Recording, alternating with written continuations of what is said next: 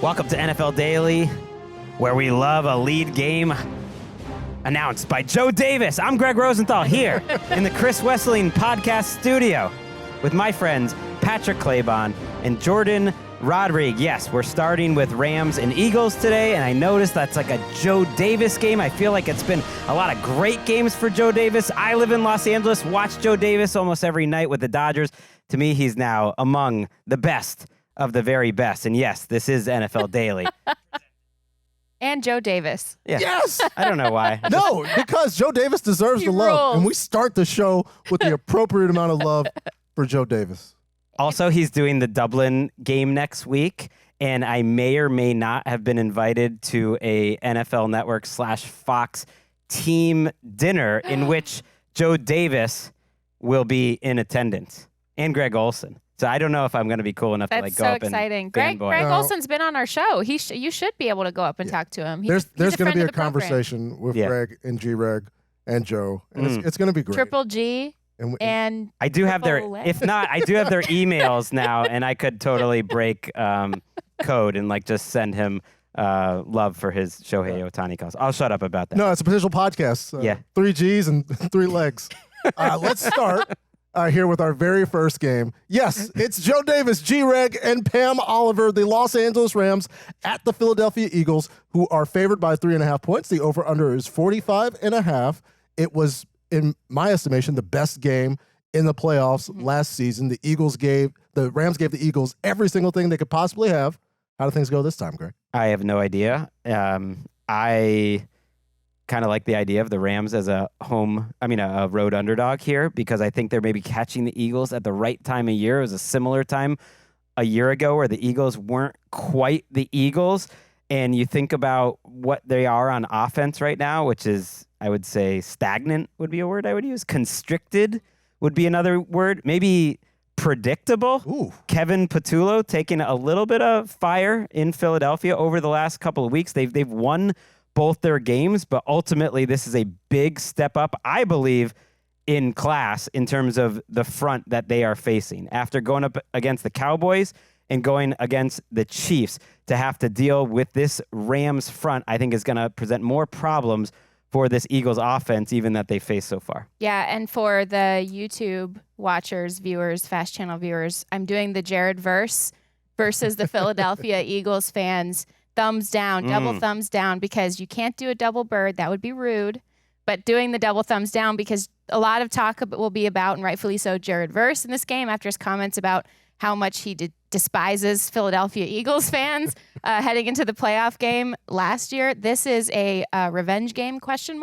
Because there are a lot of layers to this. The front, first of all, to your point, Greg, I know a lot of those guys, Kobe Turner and Braden Fisk, Jared Verse, they are going to get a lot of chatter leading up to this game. I want to shout out Byron Young, who over the first 2 weeks of this season is playing like one of the best edge rushers in the NFL, often kind of gets under the radar a little bit because of the guys around him and how young they are, getting so much pop. But he's young too. He's only a third-year pass rusher, and right now he has contributed the 5th most in defensive EPA of any defensive player in the NFL over the first 2 games. That's courtesy of Tage Seth over at Sumer Sports. He is playing 2 sacks and a forced fumble. Going against the run was a weak spot for him his rookie season, and he's really cleaned that up.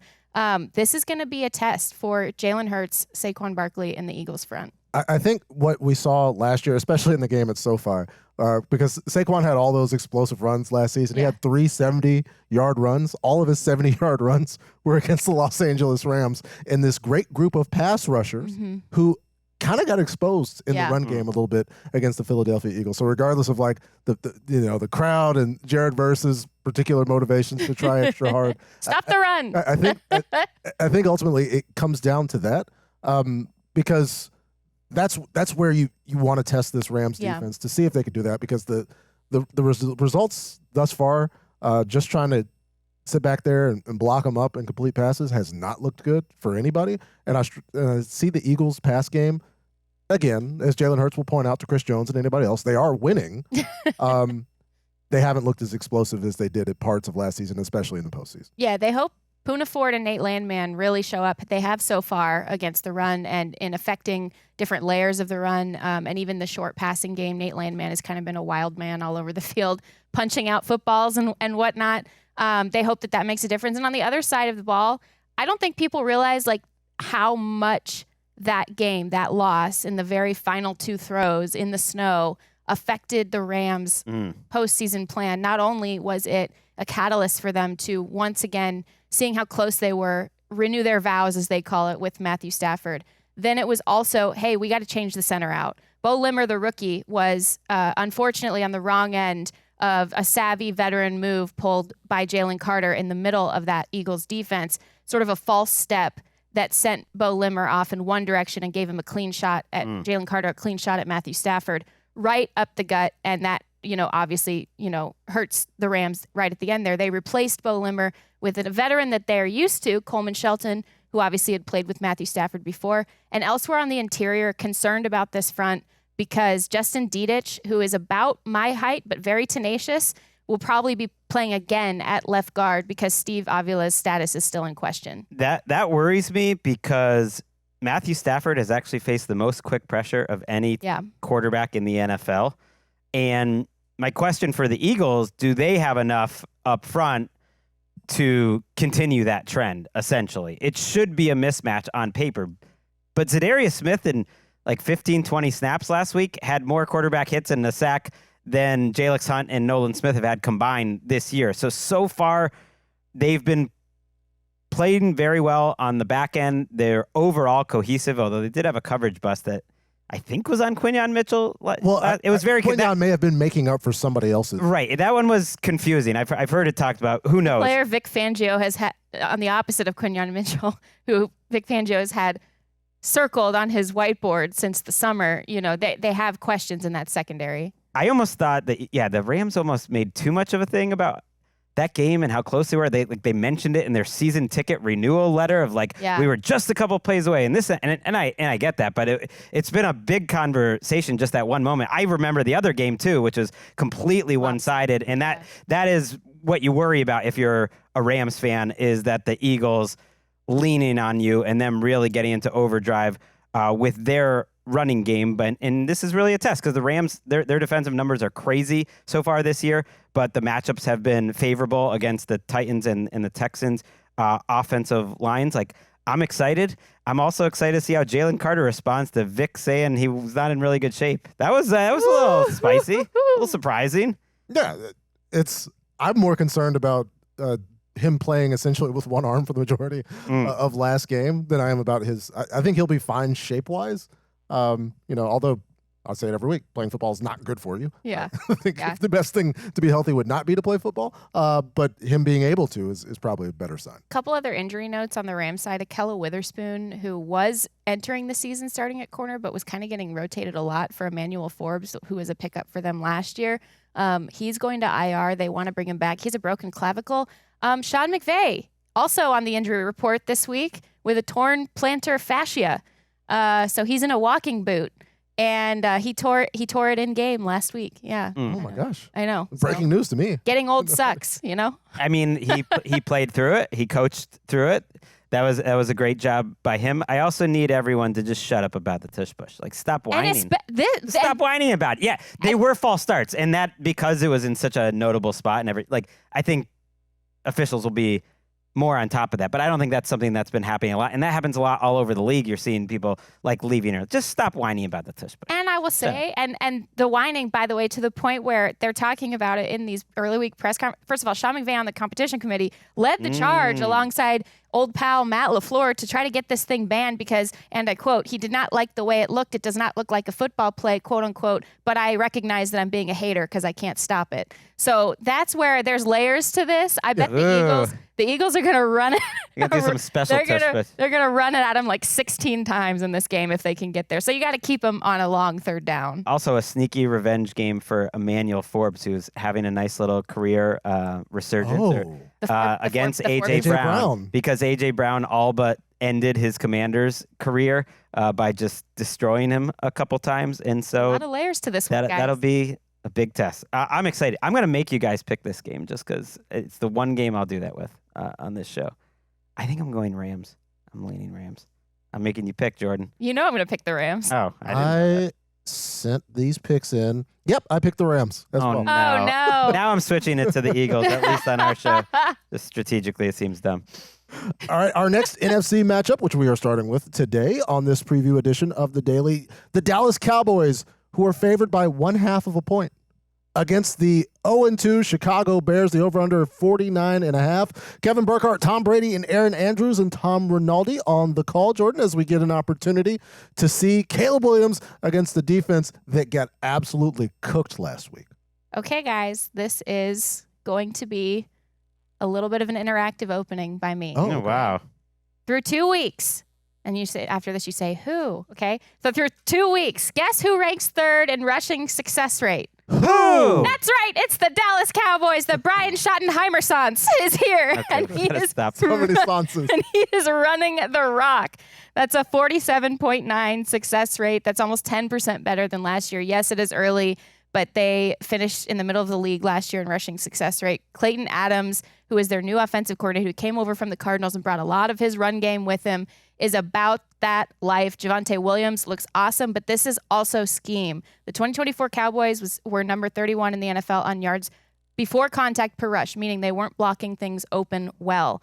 This year so far, through 2 games, and again, yes, small sample size, already up to number 9 in the NFL in yards before contact per rush. Meanwhile, the Bears are last in the league in rushing success rate, are in the top 10 in yards before contact per rush, and middle of the league in yards after contact for rush. It's That's a little bit DeAndre Swift. of a DeAndre Swift problem there. I do think that is a problem. If you take away Caleb's rushing, they are just awful on the ground. And I think it's ultimately a mismatch. You mentioned Clayton Adams in terms of when the Cowboys have the ball and what he's done.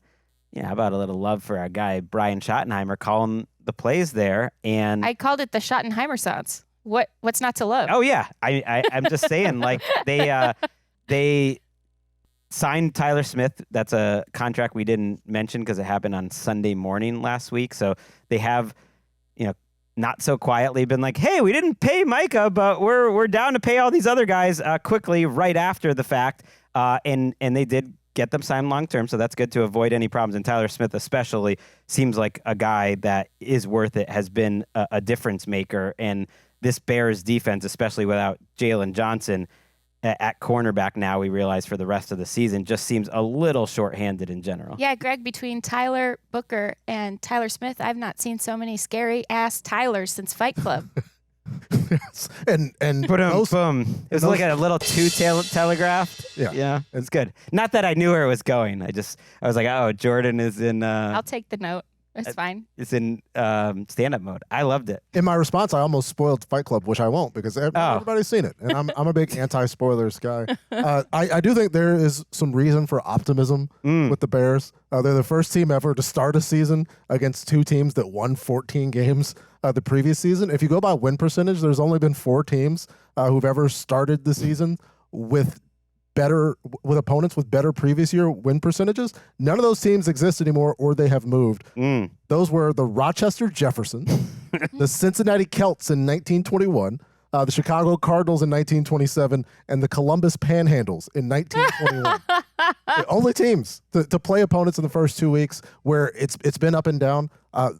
Honestly, though, the Panhandles, it's like a little misleading. Like the teams they faced were like totally different the next year. The Panhandle. Yeah. What is it? The Panhandlers or the Panhandles? The Panhandles themselves. Okay. The actual handles to the pan. And a Bears offense that has been spotty, but another reason for optimism, Rome Odunze looks really good. Yeah. He looks really good against the secondary that was absolutely lost last week. They let Malik Neighbors get behind him with less than 30 seconds to go.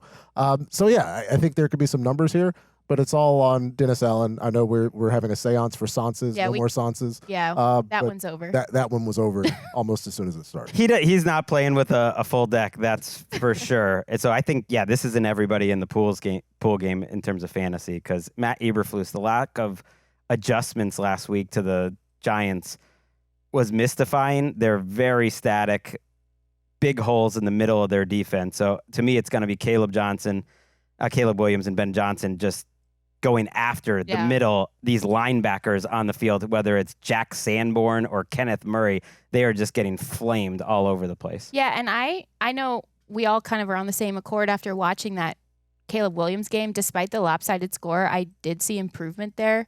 It's interesting because he is holding onto the ball a little bit too much still, and that's what Ben Johnson made sure to reiterate in his press conference. But his offensive line is awful. Like, it is really, really hurting him, especially at left tackle. Braxton Jones allowed 12 pressures and 2 sacks in 2 weeks, with 9 pressures coming last week. So yes, caveat, if the quarterback is holding onto the ball a little bit too long, you definitely want to speed that up to help the tackles. The tackles aren't really helping him. And Ben Johnson seems more annoyed with other players on the roster than he is with Caleb Williams. I thought as a whole that team, they played a little bit harder than us. And that's a reflection of me as a coach. That's a reflection of our coaching staff, and it's a reflection of our players too. When you play a good team like that on the road, that you gotta be all out and every single snap, and that just was not the case. So specifically, it was everybody. Are there guys that need to practice better too? I think our practice habits are yet to reflect the championship caliber team. Yeah, so pretty specific there from Ben Johnson. Rough. And also a little bit later in that press conference, he was also asked about specific players, especially young players who are not getting a lot of targets. And he, I wouldn't even say insinuated, he was pretty open about it. He basically said how they show up in practice and what they do away from the ball is going to determine how much they play. And he wants to see who wants to play this week. So being pretty specific there at 0-2 there from that first-year head coach in Chicago. Pretty intense. And so you think about the younger players like Luther Burden and Colston Loveland haven't been in the mix.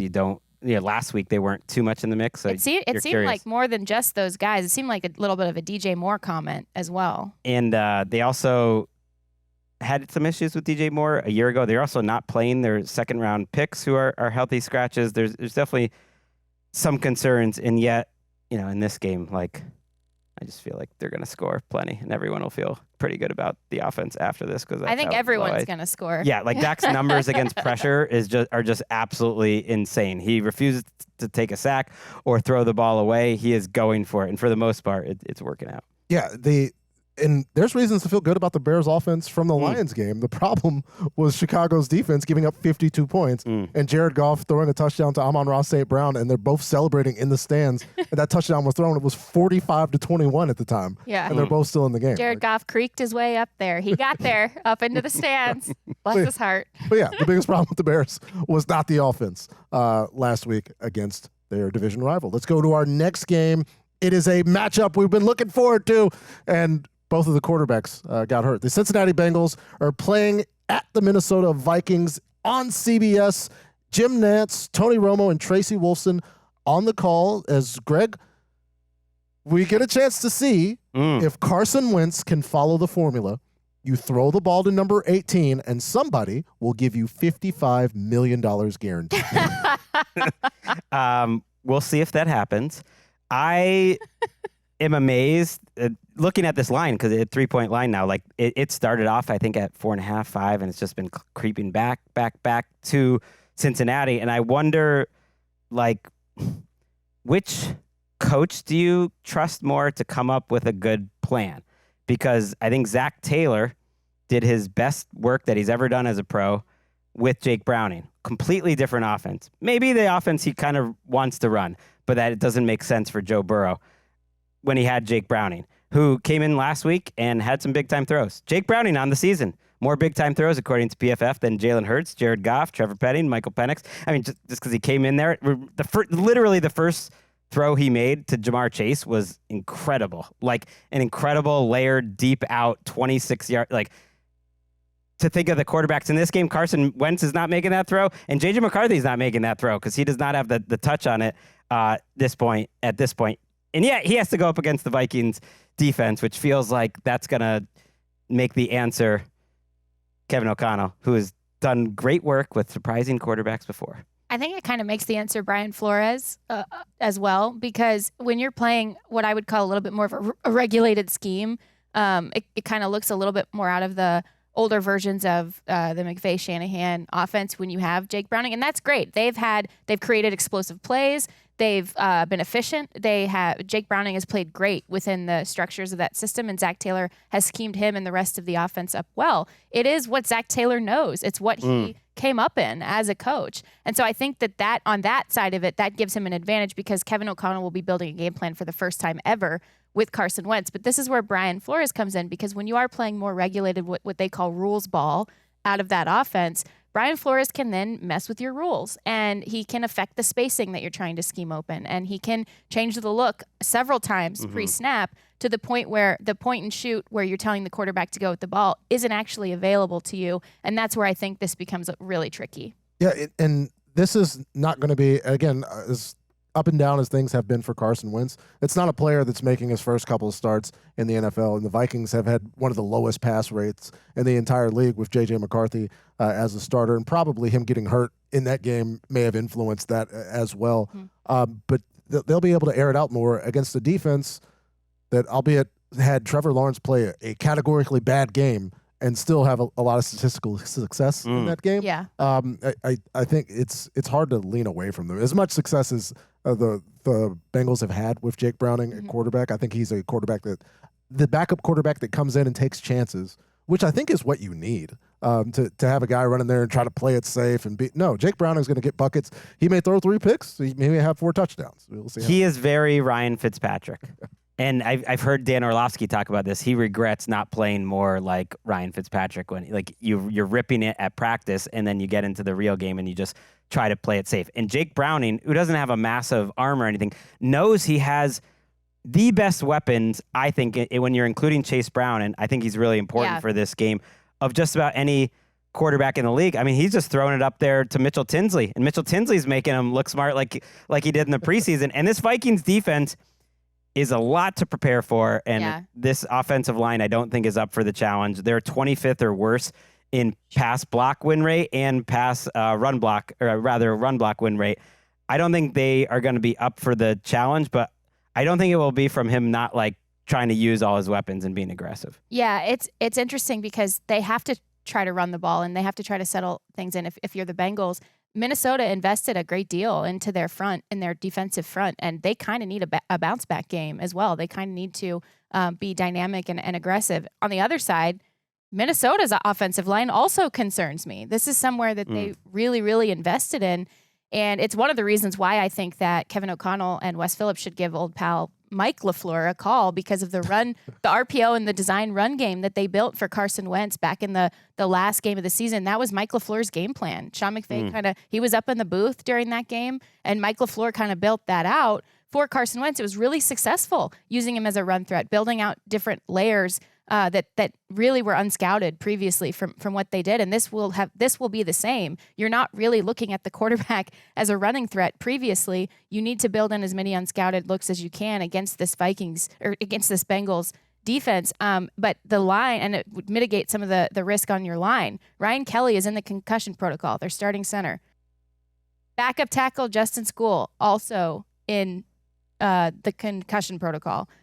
This is getting a little bit frightening. There's the second most sacks allowed through the first 2 games. I think the question is how much does getting J.J. McCarthy out of the lineup help out everyone else? Yeah. I think it's fair to wonder if Carson Wentz is an upgrade, at least in terms of the offensive line structure and getting the plays called out on time. It did seem like there was a lot of confusion, and he was moving in slow motion. We hit that a lot on Tuesday's show. They might get Christian Darrisaw back, who practiced fully for the first time on Wednesday. They might also get Harrison Smith back, who's been out with an illness. So those are 2 positives there for the Vikings. Get away. I'm rooting for them because I'm going to see them in Dublin next week. And it can be positive. And I'm always rooting for them. For J.J. McCarthy, the schedule works out sometimes, and you play against the Minnesota Vikings defense. A Cincinnati Bengals defense, where Carson Wentz comes in, and the Bengals are giving up 51% of their third downs. They're number 30 in the NFL. And so Carson Wentz is going to come in, he's going to have success, and people will be like, J.J. McCarthy. It's the Bengals. It's the Bengals. It's fair. Just getting quarterbacks paid over there. Also, if he struggles, expect a lot of heat rightfully so, I think, on Kwesi Adofo-Mensah and the plan for this offense in general, but especially for the backup quarterback position. I guess Kevin O'Connell has a huge say in that, so he would take the heat too. So does Josh McCown. Like, their two quarterbacks were Sam Howell and Brett Rippon all offseason. And Sam Howell, that didn't work out. Like, they traded for him. Brett Rippon is now the backup on the Bengals. Revenge game! I don't know. Brett Rippon revenge game. Why not? Well, knock on wood. Hopefully all the quarterbacks finish this game. We're running out of backup quarterbacks. Everyone stay upright. We're running out of like revenge games. There's revenge everywhere we look. Let's take one quick break, and we'll probably take another in the show because we like to honk a little bit. When we come back, we'll talk a little Todd Bowles revenge game. Ooh. That's a real one. They did him dirty.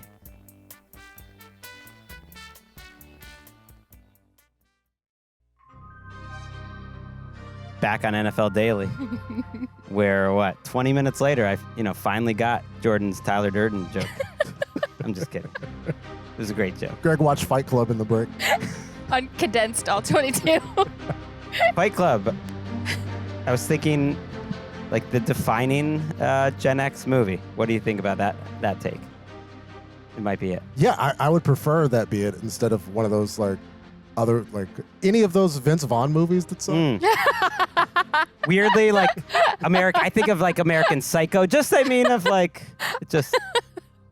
really right there in the wheelhouse. Swingers would be my number one target among Vince Vaughn movies that suck. Fair. And then there's like the cop ones.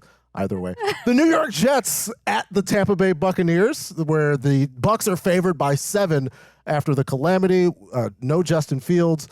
This week ruled out with a concussion from last week. The over-under 44.5. Kenny Albert, Jonathan Vilma, and Megan O'Leary on the call. Jordan, how do we expect things to go in this one? You guys, I'm raising a gavel. There's a gavel. She's got props. Order in the studio. All rise. This meeting of the Emeka Abu Club will now come to order. Ibuka's 3 touchdowns lead all rookie receivers in receiving EPA and touchdowns, and he's tied for first among all receivers, and he did it in just 13 targets, the lowest among other receivers with at least 3 touchdowns. You may be seated. Okay, thank you. That was a cell phone standing up because Patrick, who's already skying above me, is in the foreground, and it really is accentuating You it. stood up? I did. Oh. Wow. Tough one. It was tough to see Ibuka go through injuries last week. Like, that clearly wasn't 100% in that game and have to fight through it, because you do worry about this offense if he was hurt or if they had even one more injury. They're a little thin. They've sneaky not been great on offense compared to a year ago. I think the running game is awesome. I think Baker's made do with what he has. But right now, it's a group that's missing 2 tackles and missing Chris Godwin and missing Jalen McMillan, and you can kind of see it. They're having to be resourceful. And the thing that helps them be resourceful is the 2 guys in the backfield who are making defenders miss. Yes. Like they were on that final drive, which was essentially a Bucky Irving display. Because you had a defense in the Houston Texans that can do all this man coverage. They can rush the passer. But when everybody's looking different ways, like Baker can go charging down the field, and then you've got 30 feet of space around Bucky Irving for a defender to make a tackle, and he was making guys miss in phone booths the entire game. And that's the type of pressure that having these explosive players can go for. And so the Jets are in a tough situation, just in general. And the Bucs, having the schedule that they do, coming in a little bit banged up. Maybe they're only hurt, but the Jets are hurt as well. Oh, I'm strongly considering taking the Jets again on our Friday pick show. Really? At least to cover the 7. Maybe not to win outright, but to win. I think the Bucs have been doing well, but it's a short week for them. And I do think the Jets are going to be an inconsistent team that's better than they looked a week ago, and that you're going to get a better game out of them. The problem matchup-wise is that Todd Bowles is doing that thing again where he has one of the best run defenses in the league, like he has throughout a lot of his coaching tenure. Even in New York, they had some of the best run defenses literally in NFL history have been coached by Todd Bowles, and that's how the Jets want to win, whether it's Tyrod back there, which it will be, or Justin Fields. They want to win on the ground. Yeah, Justin Fields has been ruled out already this week, and he's in the concussion protocol, so that's significant. And then and the Jets are giving up a in technical term, a crap load of yards in the run game, and pretty much all over. They did to the Bills last week, but you can run the ball on them, and against one of the better, if not one of the best defenses overall, pound for pound in the NFL, 63% rushing success rate between the two backs. Bucky Irving obviously leading the charge.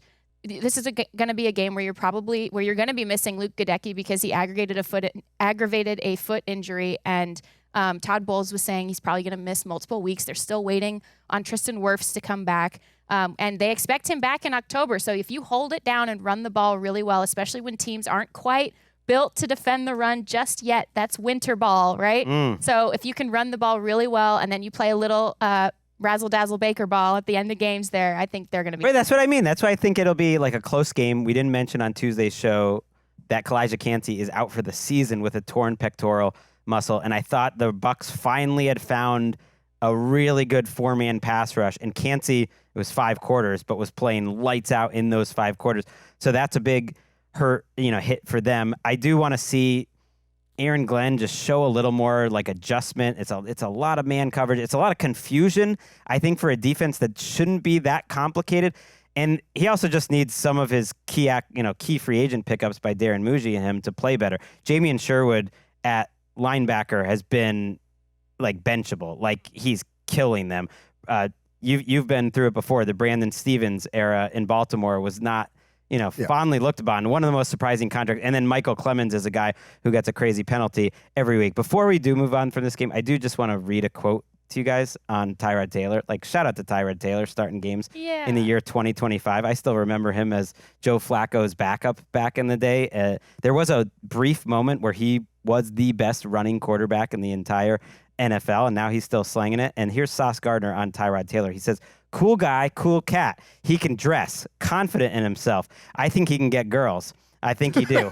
I don't really know. I ain't trying to get him in trouble. I don't know, but he's cool. He's cool for real, on and off the field. He stays so calm on the field, too calm, or farming a bit."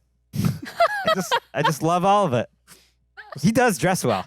That went in so many different directions. I saw that, and I was like, I need to share this with as many people as I can. Full summary of the Tyrod experience, who was actually the starting quarterback when Baker Mayfield was drafted.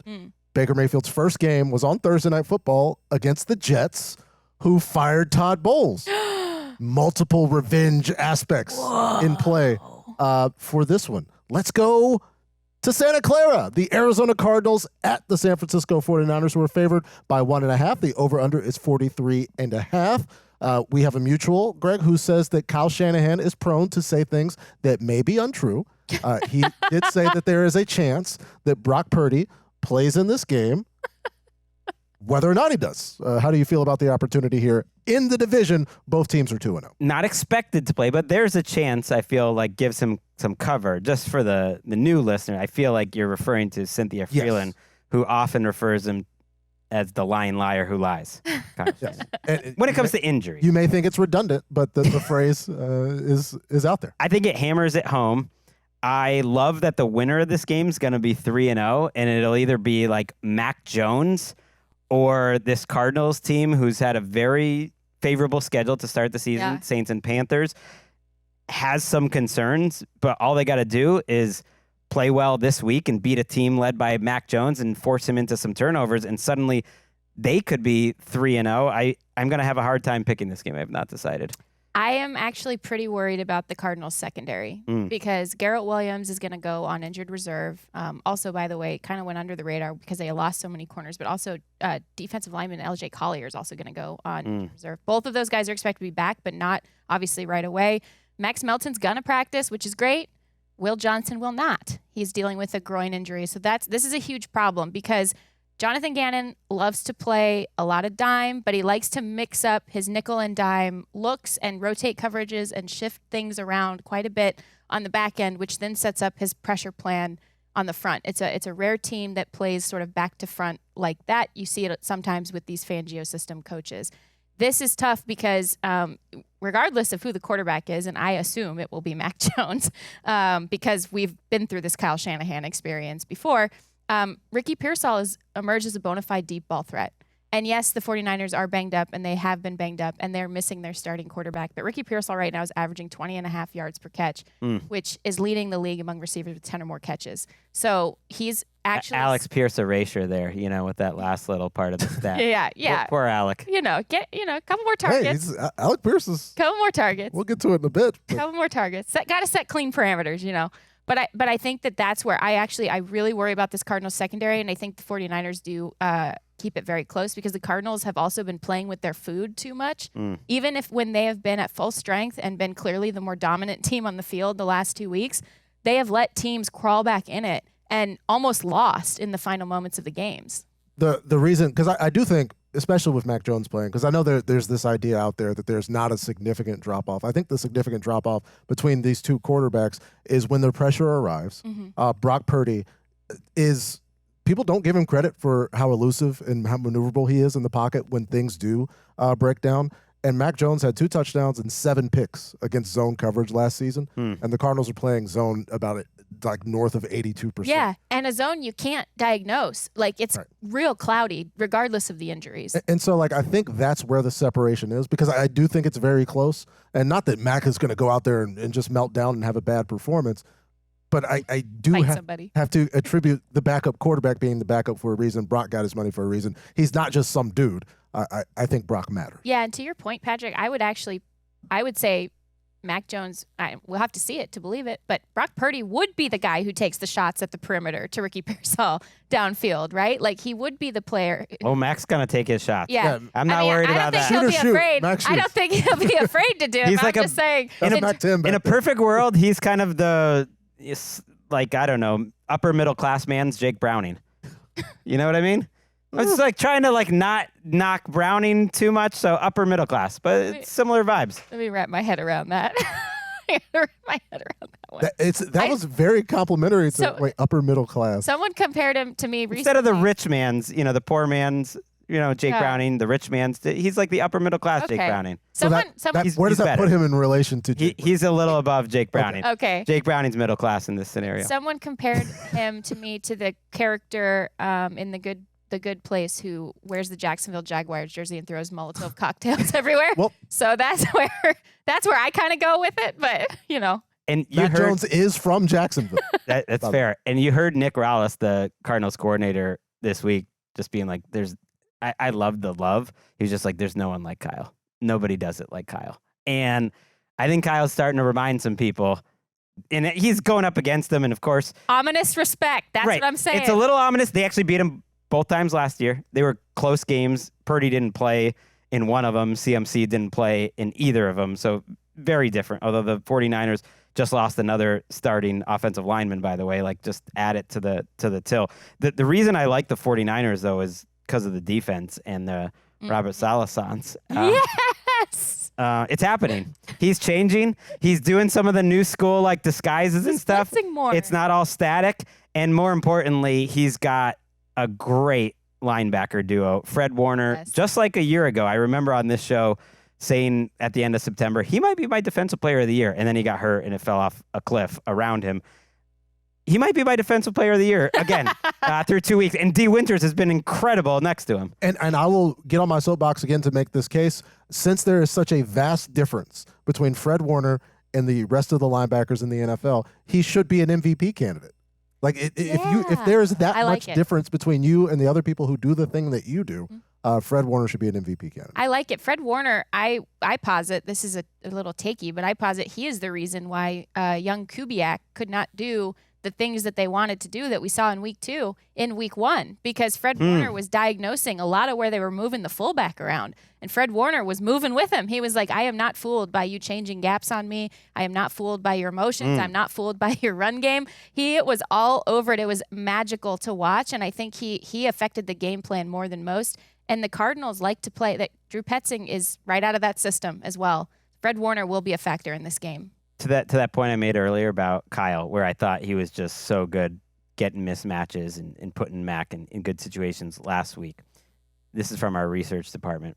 I'll do a little quiz.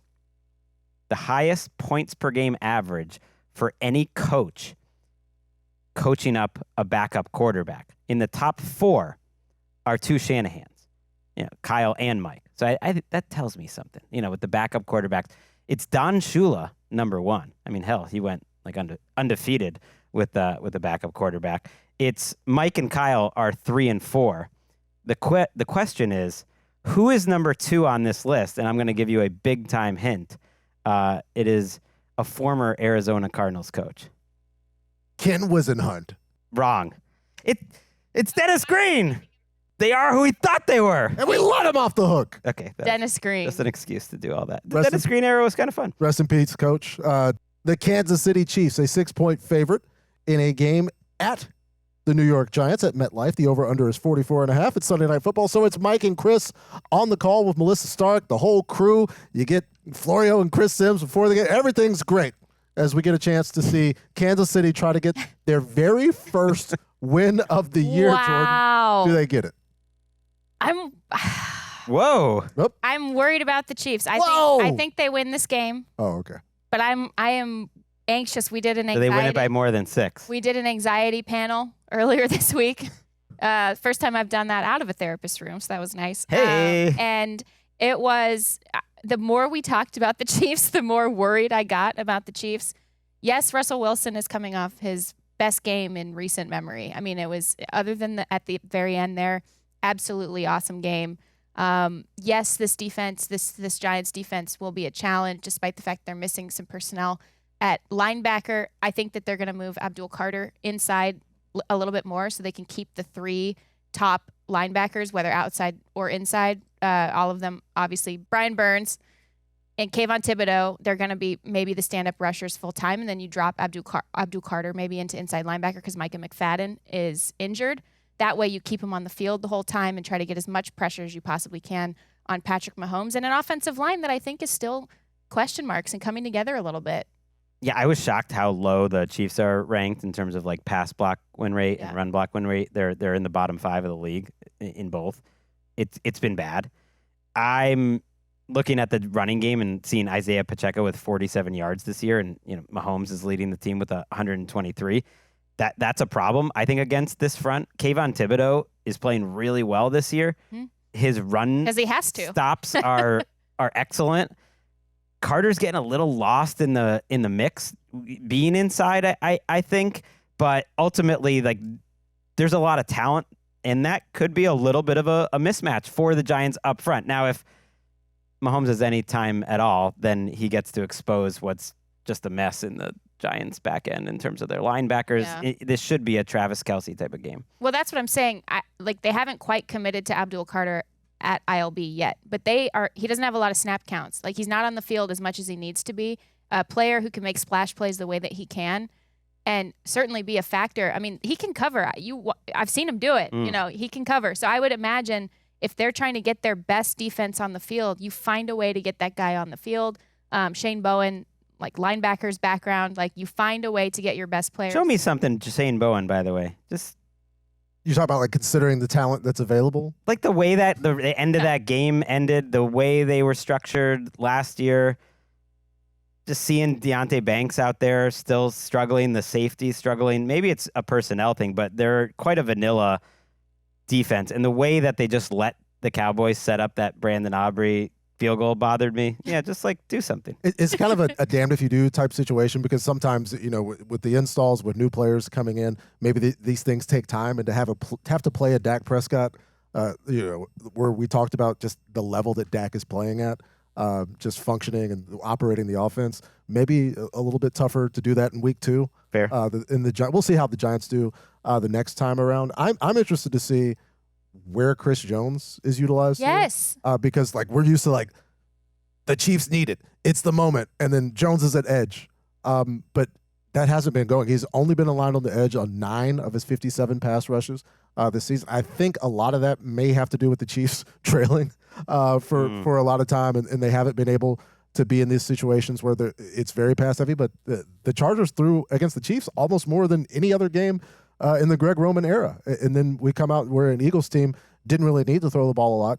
They've managed to lose both ways this season to the extent that where we've seen all of these departures time over time with the Spags defense, and I think it's finally starting to catch up in terms of the talent that's available to them. They'll be well coached enough though not to let everyone just run by them on the same No. exact play call like that. Like the Wandale play and the Malik Neighbors play back to back drives was the exact same play, different like personnel usage, but that's not going to happen. I wonder if we see Russell Wilson run a little bit more. I know he doesn't prefer to do that, but Justin Herbert had so much success against on designed or non-designed scrambles and rushes against this Chiefs defense, and I wonder if that's part of the game plan that they deploy to keep it close. I can't fathom a world where Kansas City starts 0-3. I can very much fathom a world where the New York Giants lose this football game. But I will say, all of that being in a truth, I'm worried about the Chiefs for the long haul. Same. And this is a Spags revenge game. I don't know why he needs to get revenge for the organization that really helped make his name initially. But he's returning home, beloved in New Jersey. Before we go, we're going to listen to a question asked at a press conference of Patrick Mahomes. And this was suggested by our great producer, Eric Roberts. And sometimes when they suggest something, you should just do it because then it'll give them like a little carrot. They'll like you more. But then you ruin it by talking about it ahead of time. So that's really my lesson to the audience. Don't be like me. If you're going to do the thing anyways, just do it and get the credit for it. This happens to me at home all the time. Let's listen to Patrick.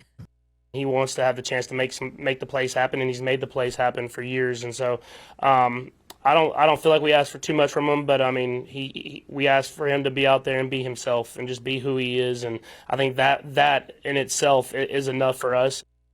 Okay, Greg, hold on, sorry. Greg, not you telling me how to do my job over here. I love when Eric comes into usually, the show. This is going to be a Travis Kelce game. Yes. Words out of your That mouth would have been about the 6 time. minutes ago. Perfect time to throw that Yeah. video and quote that I graciously gave you before, but, Yeah, I could have set that up better. It was a question about whether Kelsey is doing too much, production notes, whether you do he's my job, you doing your job. distracted. I like a little note taking. Give me some honest feedback. I want it. I need it, clearly. the setup there about Greg critiquing his choice to criticize the thing could be construed as more criticism of the thing before we did the thing. Yeah. Which would be my coachable point if we're, saying do your job and summoning Bill Belichick for some reason. Also, I don't like that question. I actually think Kelsey has moved well this year. He dropped a pass, but I don't think he's looked as The first player ever to drop a pass, apparently, by the way. I don't think he's looked quite as sluggish as he looked to start the last 2 seasons. And yeah, this could be a Travis Kelce game. And the day we're recording this, happy birthday, 30th birthday to Patrick Mahomes. Yes. Happy birthday, Patrick. We had to celebrate Brady's birthday every single year. And also after he retired, we've had to announce everything he's invested in. I don't know why people do that.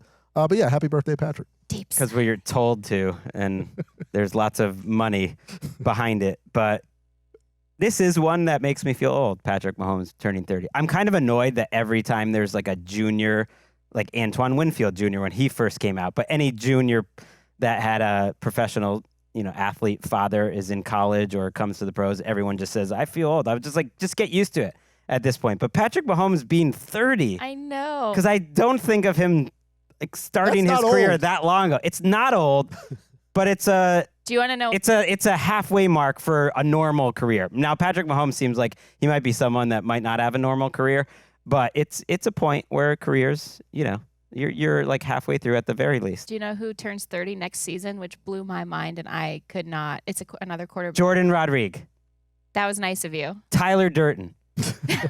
Joe Burrow turns 30 next season. Which also That blew my mind. I was like, I can't process that.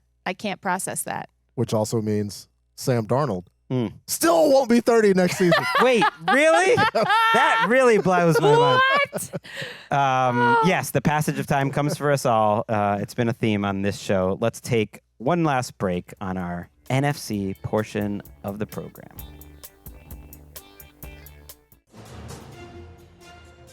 Back on NFL Daily.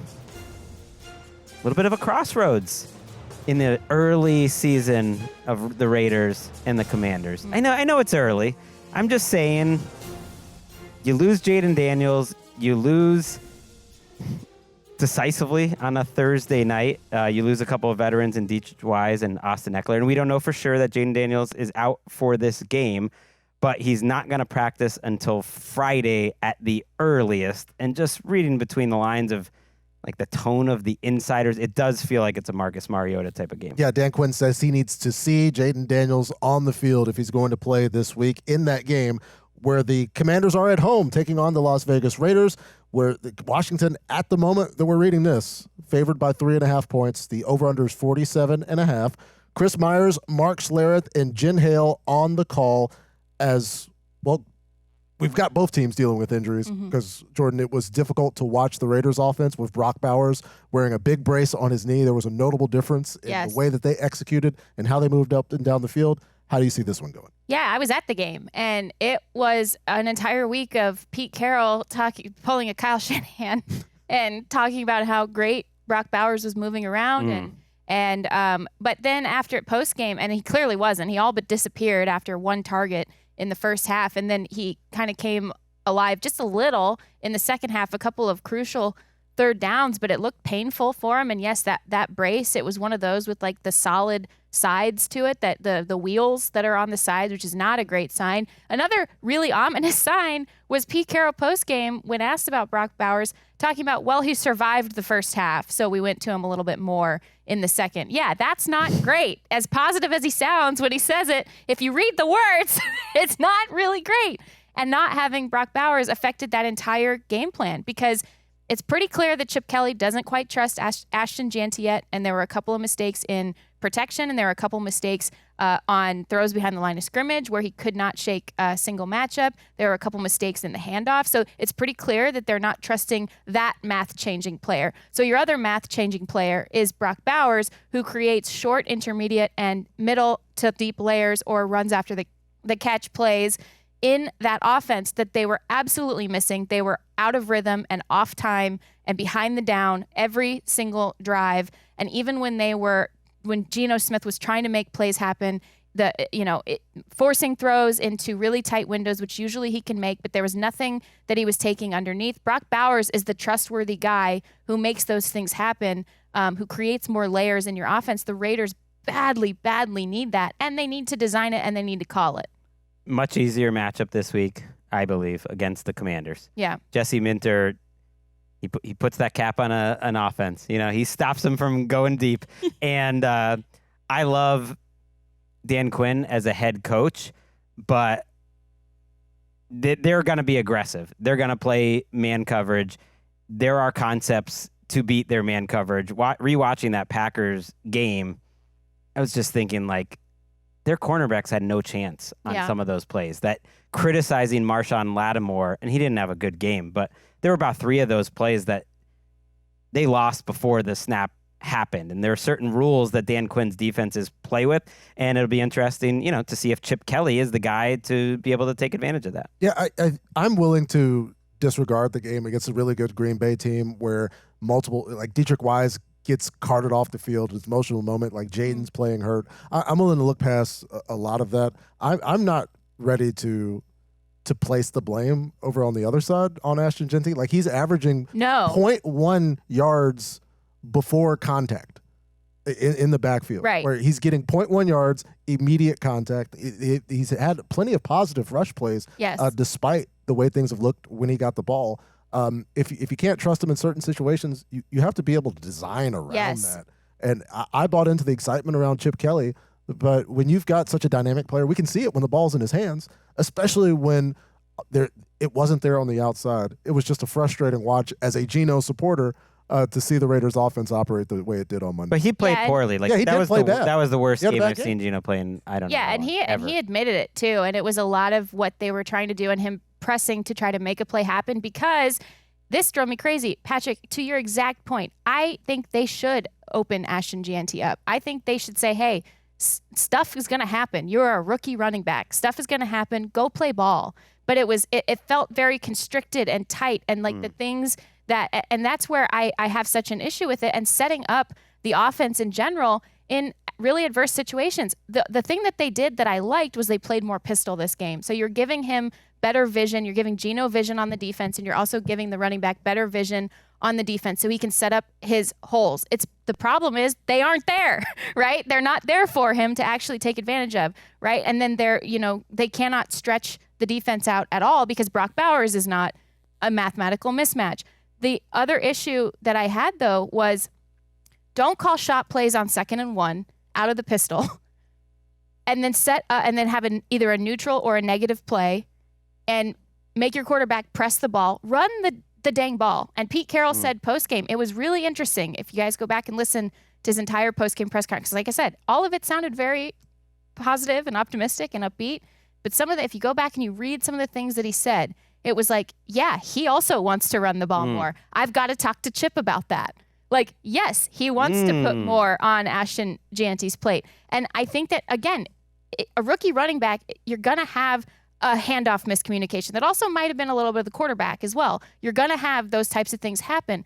But you got to let this guy go, and you got to block for him, and you got to just turn him loose and scheme open things for him to do where he can be successful and get on time and get advantageous and efficient downs. And then your offense gets back on track. And, oh, by the way, then you can play fast like you want to if you're Chip Kelly. Do they want to play fast, though? Because they're not. They got to figure That's out for what sure. they are. They're before not. They figure out how They're they not. play. They're And he's not on the playing- field a ton, to be fair. They're just not running the ball. Like, he's on the field almost 11 50 carries. snaps a game. 11 carries. That's it. And he's on the field the whole time. And when I say they want to play fast, it's very clear by the way they're pressing the ball that somebody is telling them they need to push the ball. And the You way know who that it is? Is it Tom Brady? No. Ooh, that's one option. It's the ghost of Al Davis. Just like how the Raiders play ball. Like it's just in the building. In the ether? I mean, Geno Smith would totally make sense as a 1980s like LA Raiders quarterback. Really any Raiders quarterback. He just fits. I know he plays the way that all their quarterbacks always play. I know he had a bad game, but man, for a minute there, I thought he was going to go just shut the lights off of that building because it was so cool watching him come out of the tunnel with Max Crosby and warm up on the logo in the silver and black. And like, he was so ready to go. And then it was an omen, the interception, the first play of the game. It was a bad omen, Greg. On the other side of it, I trust Marcus Mariota if he has to go in. Is this a revenge game? A little bit? Interesting. Did the Raiders help Marcus Mariota rehab his career a little bit? I'm not sure. But yes, we could call this a revenge game. I'm with you. I trust the Commanders. This is a tough game to pick, but I trust the Commanders a little more overall.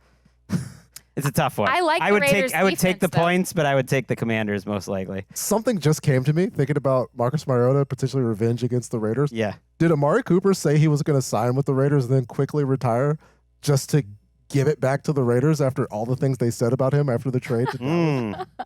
That would be amazing. Marcus Mariota, by the way, did not start a game with the Raiders. He came in as a backup a couple times, I remember. Never got a shot. And I believe Revenge. Never got a shot. I could be wrong, but I feel like John Gruden got really excited when he came in during a Monday Night Football game as an announcer and pumped up Mariota. I might really be mixing up things. Never got a fair shot, guys. Now redemption. I like the Raiders defense actually. If people go watch the last couple of weeks, no touchdowns in the second half against two, pretty solid attacks. And I think that this group, they're very there's a talent deficit there. We all know this, but they're outplaying it right now. And that's Patrick Graham, who's out coaching the lack of talent on the roster. Looking forward to see that. Always fun to talk about our old friend John Gruden. Out there sending emails still. Hopefully the content just a little bit better now. The Atlanta Falcons, our next game, favored by 5.5 across the division against the Carolina Panthers. The over-under is 43.5. Speaking of John Gruden, Tim Brando is on the call. Matt Millen and Sarah Kustok as well, Greg, as we get to see if this Carolina Panthers team, which didn't have an opponent run for a million yards against them last week, could go up against this Atlanta Falcons team that did run all over the Minnesota Vikings a week ago. Yeah, seeing the Falcons as that big of a favorite going into a Week 3 game and imagining a world, very realistic world, where the Falcons defense is number one in DVOA and EPA per play after 3 weeks this season. They are number one in EPA right now. And the fact that they have the Panthers, who are missing 2 starting offensive linemen for the first time this season, putting them on injured reserve. What a wild world to live in. This Raheem Mostert, Jeff Ulbrich Raheem Morris. marriage. Yeah. Sorry. I had Raheem Mostert on the brain. Guys, we're not doing a Jeffersons. It's the era of Jeff. Okay. The era of Jeff. This is Jeff Ulbrich, who's scheming up pressure, which Raheem Morris admitted and knew they needed more of. They're blitzing a little bit more than Raheem Morris ever wanted to do. Guess who is suddenly third in pressure rate and tied for third in sacks in the NFL after we couldn't find a pass rush if our lives depended on it in Atlanta over the last several seasons? That's right. The Atlanta Falcons. Jeff Ulbrich and Raheem Morris are a great team. It's part of the reason why a lot of teams wanted to hire Jeff Ulbrich this offseason. I told you guys this Falcons team would be frisky, and that is also why they are my survivor pick this week. Ooh, Oh. good choice. Good Bang choice. those drums. She turns her back on her beloved Carolina Panthers. Hard to blame her, though, the way it's looked. In the offensive line, which they hadn't been getting as much going in the running game so far this season anyways, and so to lose Robert Hunt for the season is absolutely brutal. I think Michael Penix is quietly having his second-year leap, but you don't really know it because they had to play the Bucs and everything that Todd Bowles was sending at him in week 1, and then last week, obviously, Brian Flores and the Vikings. But I'm really impressed with how slow the game seems for him, how he makes a lot of smart checks at the line of scrimmage, how just these first couple games, he's just dinging and dunging, which is the opposite of the Michael Penix show. But I think it's because it's winning football in these specific matchups where they knew their offensive line couldn't hold up. And he just seems like a very mature quarterback this early in his career. Yeah, and it points me back to just what a great draft pick it was for a maligned GM like Terry Fontenot. After giving a quarterback $100 million guaranteed on a move that was directed by his owner to take Michael Penix Jr. in the first round of the NFL. You know who was on an island defending that pick the day it happened from all the haters? Right here. Oh, so now, okay. Eric so Greg's on Roberts' board now. favorite host. All right. That's right. You know, I'm reminded of another take earlier this summer, GM rankings and whatnot. And somebody in this room right now, brave soul, in fact, complimented and lauded the fact that Terry Fontenot's draft picks tend to work out pretty good and have pretty good. Kyle Pitts is definitely happening. Moving in well. And I will also say that their pass rushers, which they traded for, I personally would not have given up a first round pick, but they're both popping off the screen. This is a factor early on. Like, I'm not ready to fully say for the entire season the Atlanta Falcons defense is back, but they look really dang good so far. And going against this version of the Carolina Panthers, it bodes well for them. Only 8 players in the last 30 seasons have had 10 total tackles, an interception, and half a sack through 2 games. One of them, Billy Bowman Jr., another young Atlanta Falcon. Xavier Watts has looked great. Drafted by Terry Fontenot. It's a little TBD to me with Pierce and Walker in terms of how much they'll have an impact this season. But Divine Diablo, who they picked up from the Raiders, has looked awesome. There's a lot of good players there. And then on the other side, Bryce right now has the second lowest completion percentage on targets over 10 yards. And it just feels like it's hope balls to Tetairoa McMillan, who comes down with them a lot of the times. And that's about it. The drop off, I think it's the worst group of weapons to throw to in the NFL. And that's a lot considering they were in such a good position they felt before the season that they're making trades and sending, we saw the late game performance from Hunter Renfrow. Mm-hmm. The plan was never Hunter Renfrow was let go. Wasn't supposed to be there at the start of the season. And I think that also speaks to how difficult things have been for Xavier Legette at the start of the season. He's really struggling. The route depth has been weird. I saw a cut up where it's going through the way his mom also called him Tetairoa. Also we'll call him Tetairoa. T-Mac's fine. Yeah, T-Mac is acceptable as well. The comparison between the way that they run their outs and Legette's was not lazy, but he's drifting back and the defender is able to get there. It wasn't crisp. And once he gets the ball in his hands, he seems indecisive. Maybe some better play will lift up everything for the Panthers. Yeah, there's questions about A.J. Terrell this week. He is week to week, not Yeah. expected to play, which is a massive loss for the Falcons. Good catch. Thanks, Greg. You're doing great as host. I think Eric would agree. Yes. No, but I mean, I would have love- done better if I had brought up the week to week AJ Terrell injury before that. But we got it. You saved me. We got it in. I really like this Falcons team. I came in the year obnoxiously high on this Atlanta Falcons team, and I just like everything they're putting together. Let's not forget, too, we haven't seen actual improvement from the Carolina Panthers defense. J.C. Horn has made a couple big plays, which is awesome. We haven't really seen a ton from them yet. And last season, Bijan Robinson set his career high in rush yards, and Drake London set his career high in receiving yards in that Week 18 game. Pretty crazy numbers from them both. But it's in the division. Anything can happen. It's true. Bryce was incredible in that game, too. Yeah. That's a good It was a good game. good memory for him. It's always fun when these two teams play. We've had a couple of long-distance revenge games where things can kind of mellow and go around. Now we have Clint Kubiak and the Seattle Seahawks at home against the New Orleans Saints. The Seahawks favored by 7.5. The over-under 41.5 points. Andrew Catalon, our good friend Charles Davis, Jason McCourty, and A.J. Ross on the call. It's been a little up and down. Do you think it's be all up with the big favorite Seahawks at home, Jourdan? Seattle looked a little messy at the beginning of last week's game against Pittsburgh. Sam Darnold turned it over. That was actually more courtesy of a really great play by Jalen Ramsey, undercutting a route on a ball intended for Cooper Kupp. If Sam Darnold would have led Cooper Kupp, that's a touchdown, easy money, because Cooper had Jalen Ramsey beat on the play. So I think this is, as time passed and this team, the Seattle offense, started to run the ball, get the fullback, Robbie Oots. I apologize to, I think, probably a family member of his who reached out to me last week that I mispronounced it. Please forgive me.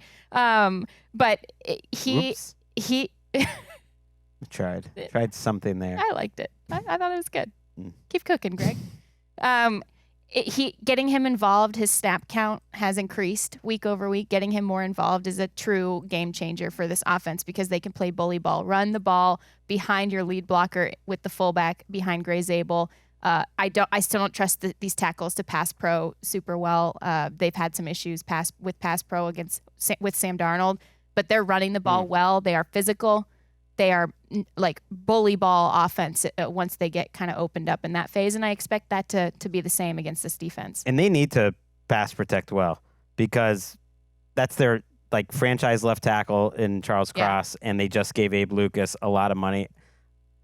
I always understand why the player does take maybe 90% of the dollar of what he could get if he has a healthy season before the season coming off an injury. I always think there's a risk coming off of a major injury that Abe Lucas had to give that money, and he struggled a little bit. But these are two teams that want to run the ball. They have run the ball pretty well. It's a mismatch when the Saints have the ball on offense in this game because Spencer Rattler has been surviving despite facing the second most amount of quick pressures in the NFL.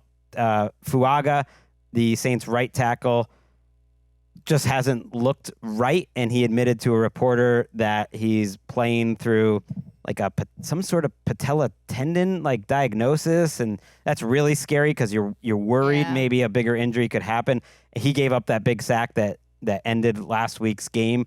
Their offense has been better than expected for sure. It's why I thought about making this my survivor pick too, but I think it's too much. I want to give the Saints just enough respect that you just never know, and I didn't feel quite comfortable. The defense, unfortunately, for the Saints has been a little worse than expected, I would say. The learning and adjustment process, you could see it going on with Coach Moore and this Saints team who ran play action at the lowest rate in the NFL in week 1. They came back week 2 and 33% of the time.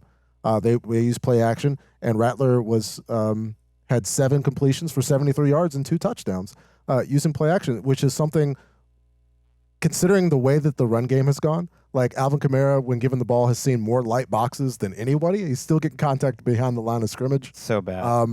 Considering, and the context that Fuaga's playing through some things as well. They're having some trouble up there. And so it does have to be all on Spencer Rattler, as limited and shorthanded as things could be. And he's delivered. And Juwan Johnson has made plays. He did have some drops in both games. But get the snake emojis going. The Rattler supporters, we are many, and we were growing. If Tyler Shuck had 2 weeks like that, everyone, I think the conversation would be, wow, is Tyler Shuck going to play well enough that the Saints considered not using a quarterback, assuming they have like a top 5 pick? I think that's how well Spencer Rattler has played. I think people just view him differently because of where he went in the draft and because he's a second-year player. I just think when you combine the way that the Seahawks defense is playing, how aggressive they are, how they already look like one of the best defenses in the NFL this early in the season, like I would put them and the Chargers and the Eagles, depending on who's at corner, at corner number 2, maybe the Broncos, although they've been a little shaky. I would put those guys all in the top tier right now of defenses. The Rams as well. And Seattle's right up there at the very top, and they're aggressive. And especially if your offensive line is banged up, as you mentioned, Patrick, like this could go get ugly quickly. And especially at home, I mean, I really expect Seattle to open up a can here. I couldn't believe this stat, but Mike McDonald, I think, has only lost 1 game on the road, and he's barely won any games at home since he took over. I was shocked by that. Last week, they brought it up on the broadcast. It's more impressive. The home thing is fluky. Everything, I think, home road splits over a short enough timeline. It's just loud for a young quarterback, is what I'm saying. It's pretty fluky. But I just feel like more should be made out of that he's like 9-1 on the road somehow as a head coach. It's kind of wild. You just got to look at the schedule makers. But to Jordan's point about the defense, especially the pass rush, 49% of dropbacks, they're getting pressured. They're getting pressure. It's the highest mark in the NFL, and they have blitzed at the second lowest rate in the league. Like it's getting schemed they don't up. have to. And and somebody like DeMarcus Lawrence, like his sack and pressure numbers aren't up there, but everybody's doing their job. And again, to summon Bill's memory, nobody's chasing sacks, but they're still getting pressure. I mean, Bill's still with us. He's coaching a team with a 2-game winning streak here. Just blew out the Richmond Spiders. Okay. Last week. Congrats to him. There's your Bill Belichick update. Bill Belichick still with us. Yeah, the Seahawks 3-7 at home under Mike McDonald. They're so good on defense that like Nwosu's not even playing much. I know he's coming off an injury, but they just have so many guys. Boye Mafe is on my list of the top 25 free agents going into 2026. He was already pretty high up there, and I mean he might get to the top just about, because there's not that many good free agents ultimately that get there. If they don't sign him long term, he will be like in the top 5, I would guess, to actually get to the market. That's a long way away. I mean, I like the offseason and all, 3, Greg. but it feels good. Do we need to plug the free agent so list? much. Is week 3? I mean, Do we need to I think it's fun to look ahead to free agency. Make it a year-round event, like the NFL theory. draft. That's the vision. Conspiracy theory: Greg wants Boye Mafe in a New England Patriots jersey. Sure. Oh, I understand. That's what happened Layers to this. That would be a lot of fun. You know what else will be fun? Listening to our preview of the AFC. So if you've noticed, last week we divided up the preview shows into AFC and NFC. We're giving every team just a little more tender, loving care and attention each and every week. So that is it for the NFC. We got 6 games in the AFC. We'll see you there.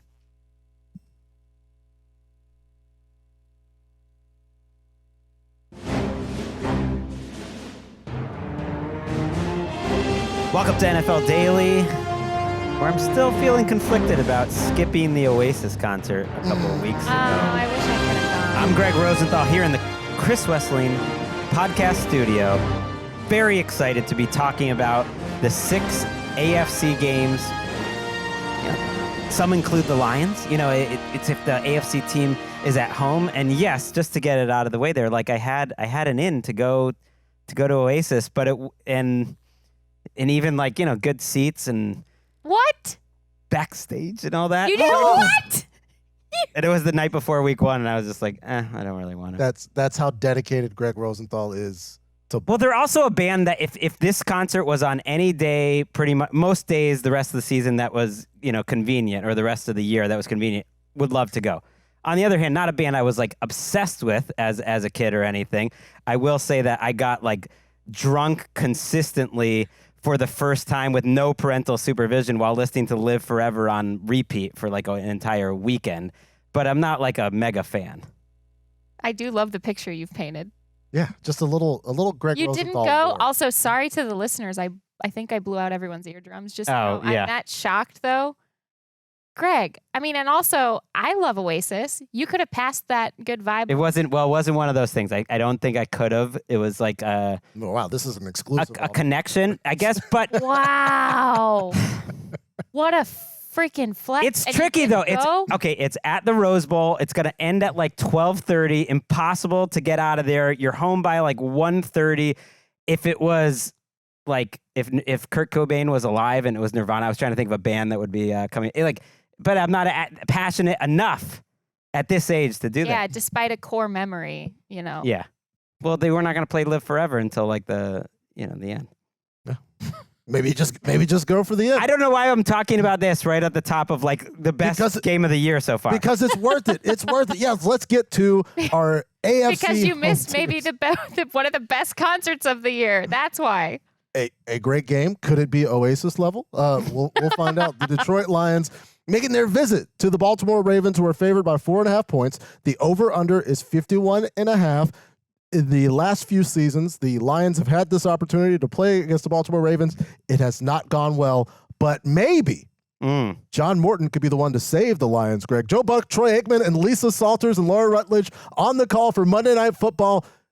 Is John Morton the answer? Do they beat the Ravens? I mean, are you just pouring a little salt So good. in the that was so Lions good. wounds here? Oasis. That was so good. That was amazing. I see what you did also. Thank you very You much. guys really brought it this show. I also think We that got in the lab, Jordan. yeah, like the NFC, that was fine. We bring out the great stuff for the AFC. I sense a little bit of confidence here for the Baltimore Ravens, Patrick Claybon's team coming into this matchup. No, Well, you just kind of mentioning how the Ravens blew the doors off them previously. It almost feels a little tongue in cheek that like, oh, John Morton could be the difference. No, You're feeling I confident. needed to make the Oasis reference. That's all. That's all that was. No, I've never confident they can beat anybody. They can lose to anybody. I do like the matchup has worked for them, that they did a few things defensively that scrambled Jared Goff's brains in the past. Now we're going back to 2023 for that last game, which it's been a minute. And I do think they're catching them at the right time of year. I do think about this right now. These teams are so different than how they'll be in December. The Ravens are a perfect example of that. No team has more consistently improved, especially on defense, late in the season than the Ravens. And I do have questions about their defense. I think this could be a shootout, but I just don't know if the Lions defense is ready for a game like this. No, and I think because right away we've seen questions emerge about their front, not just their pass rush, but their run defense and the way that they handle different looks, different layers in those phases. And on the other side, Jared Goff is playing settled, confident football. And John Morton, what he is doing more than I guess he who must not be named in Detroit now, who just came and went to a cacophony of boos. John Ben Johnson. F. Ben Johnson. Sorry. Which, by the way, Jared Goff did condemn that because that's a classy guy right there. And it's interesting. He's more settled, I think, because they're putting him in play action a little bit more. Ben Johnson already used it at like a 30% rate with Jared Goff in previous seasons, but it's even more now under John Morton, and that's really going to settle him down early. And I just think, like to your point, Greg, I think this is going to be a points game. Lots of points on both sides. Yeah, well, considering the way things have gone for this Ravens team, especially defensively early, I think there were some positives to take away from the opener. You learned a little bit more about how to deploy the defense, and I think that came out in not as much Jair in the game. Not any, right? Yeah. Did I miss it? Yeah, significantly less Jair. Healthy scratch For the Ravens in the secondary, and this is that opportunity to show how much you've improved in terms of pass defense, not just pass coverage, but the rush as well. And this Lions secondary, especially because I always mentioned both Kirby and Brian Branch in being two of the best safeties in the NFL, where it's tough to get the types of deep explosive plays that the Ravens have kind of relied on in the run game and the pass game, where you're going to have consistent first downs and consistent like short to intermediate gains where they're going to make you earn it. And Baltimore will see if they can do that. Yeah, I think the only way the Lions win this game is a shootout. And so even though I'm almost looking past the defense because the pass rush is so one-dimensional. It's just Aiden Hutchinson. Mm-hmm. I mean, Marcus Davenport had the most Marcus Davenport play of all time, which is that he got hurt on a sack. And you don't want to be like mean to the guy, but Saints fans went through it, and Lions fans have now too, that he can't stay on the field. He ended up finishing out that game, and so hopefully he's there. But you're essentially starting two players who act like nose tackles in the middle of your line. And if you're not great at stopping the run with that, you're giving up so much as a pass rush. And I did Mina Kimes' podcast this week. She pointed out that the Lions have always gone, so far, it's a small sample size, to base personnel when the other team plays two tight ends. And so you're thinking about Anzalone on the field and Derek Barnes on the field and kind of the speed mismatch if the Ravens do get Isaiah Likely back, which it's trending towards. Yeah, and that's why I say points, because the Ravens have so many change-ups in their offense, and I just think that the Lions so far, also had to, replace a coordinator, and Calvin Shepard was more excited than anybody, I think, to hold Caleb Williams to what they did, and I really appreciated all of the sideline shots of him, and I think that's a confidence-boosting game for them, but this is a confidence-killing game for them, and I think for the Ravens defense as well, it's a scary one because the Lions offense is rolling right now. We were waiting for them to look quote-unquote Lionsy, right? They look Lionsy now of what we know them to be over the last, couple of years under Dan Campbell and whoever is coordinating that offense, and also this is a tough challenge for the Ravens on the defensive side, but it also is such a tough challenge for the Lions defense because of all of the layers both teams can deploy and all of the different math problems to solve here. You mentioned Kelvin Shepard. I'm going to put you on the spot here. While we were watching the games on Sunday, I noted to you that Kelvin Shepard was involved in one of the most one-sided, franchise-changing, one-for-one trades in NFL, I would say in this century, in the last decade plus or so. You can't Google it, although the question's for Jourdan, so. Yeah, that's fair. No, but this is the thing. Don't lean back. I said who it was. Who was Kelvin Shepard, who is now a defensive coordinator, traded for? That player was still in the NFL as of last year, amazingly. As of last year, oh my gosh, you are putting me on the spot. You also are assuming I listened to anything you said to me while we were watching games. Totally fair. That's a big key. Just tell me, Greg. It's Jerry Hughes, just an underrated player who the Colts thought was a little bit of a bust, traded to the Bills, and off he went into a Hall of Very Good season. That's an aside, but that's what we can do here when we're giving every team just a little extra love. Yeah, love the space, Extra love and an opportunity for some tough love because Terrion Arnold bit on a double move from Rome Odunze. Teams have been attacking him and, would like to see a little bit more out on the coverage side because as evidenced by 3 catches this season for Nuke Hopkins, could have been 3 touchdowns if one wasn't down at the 1-inch line.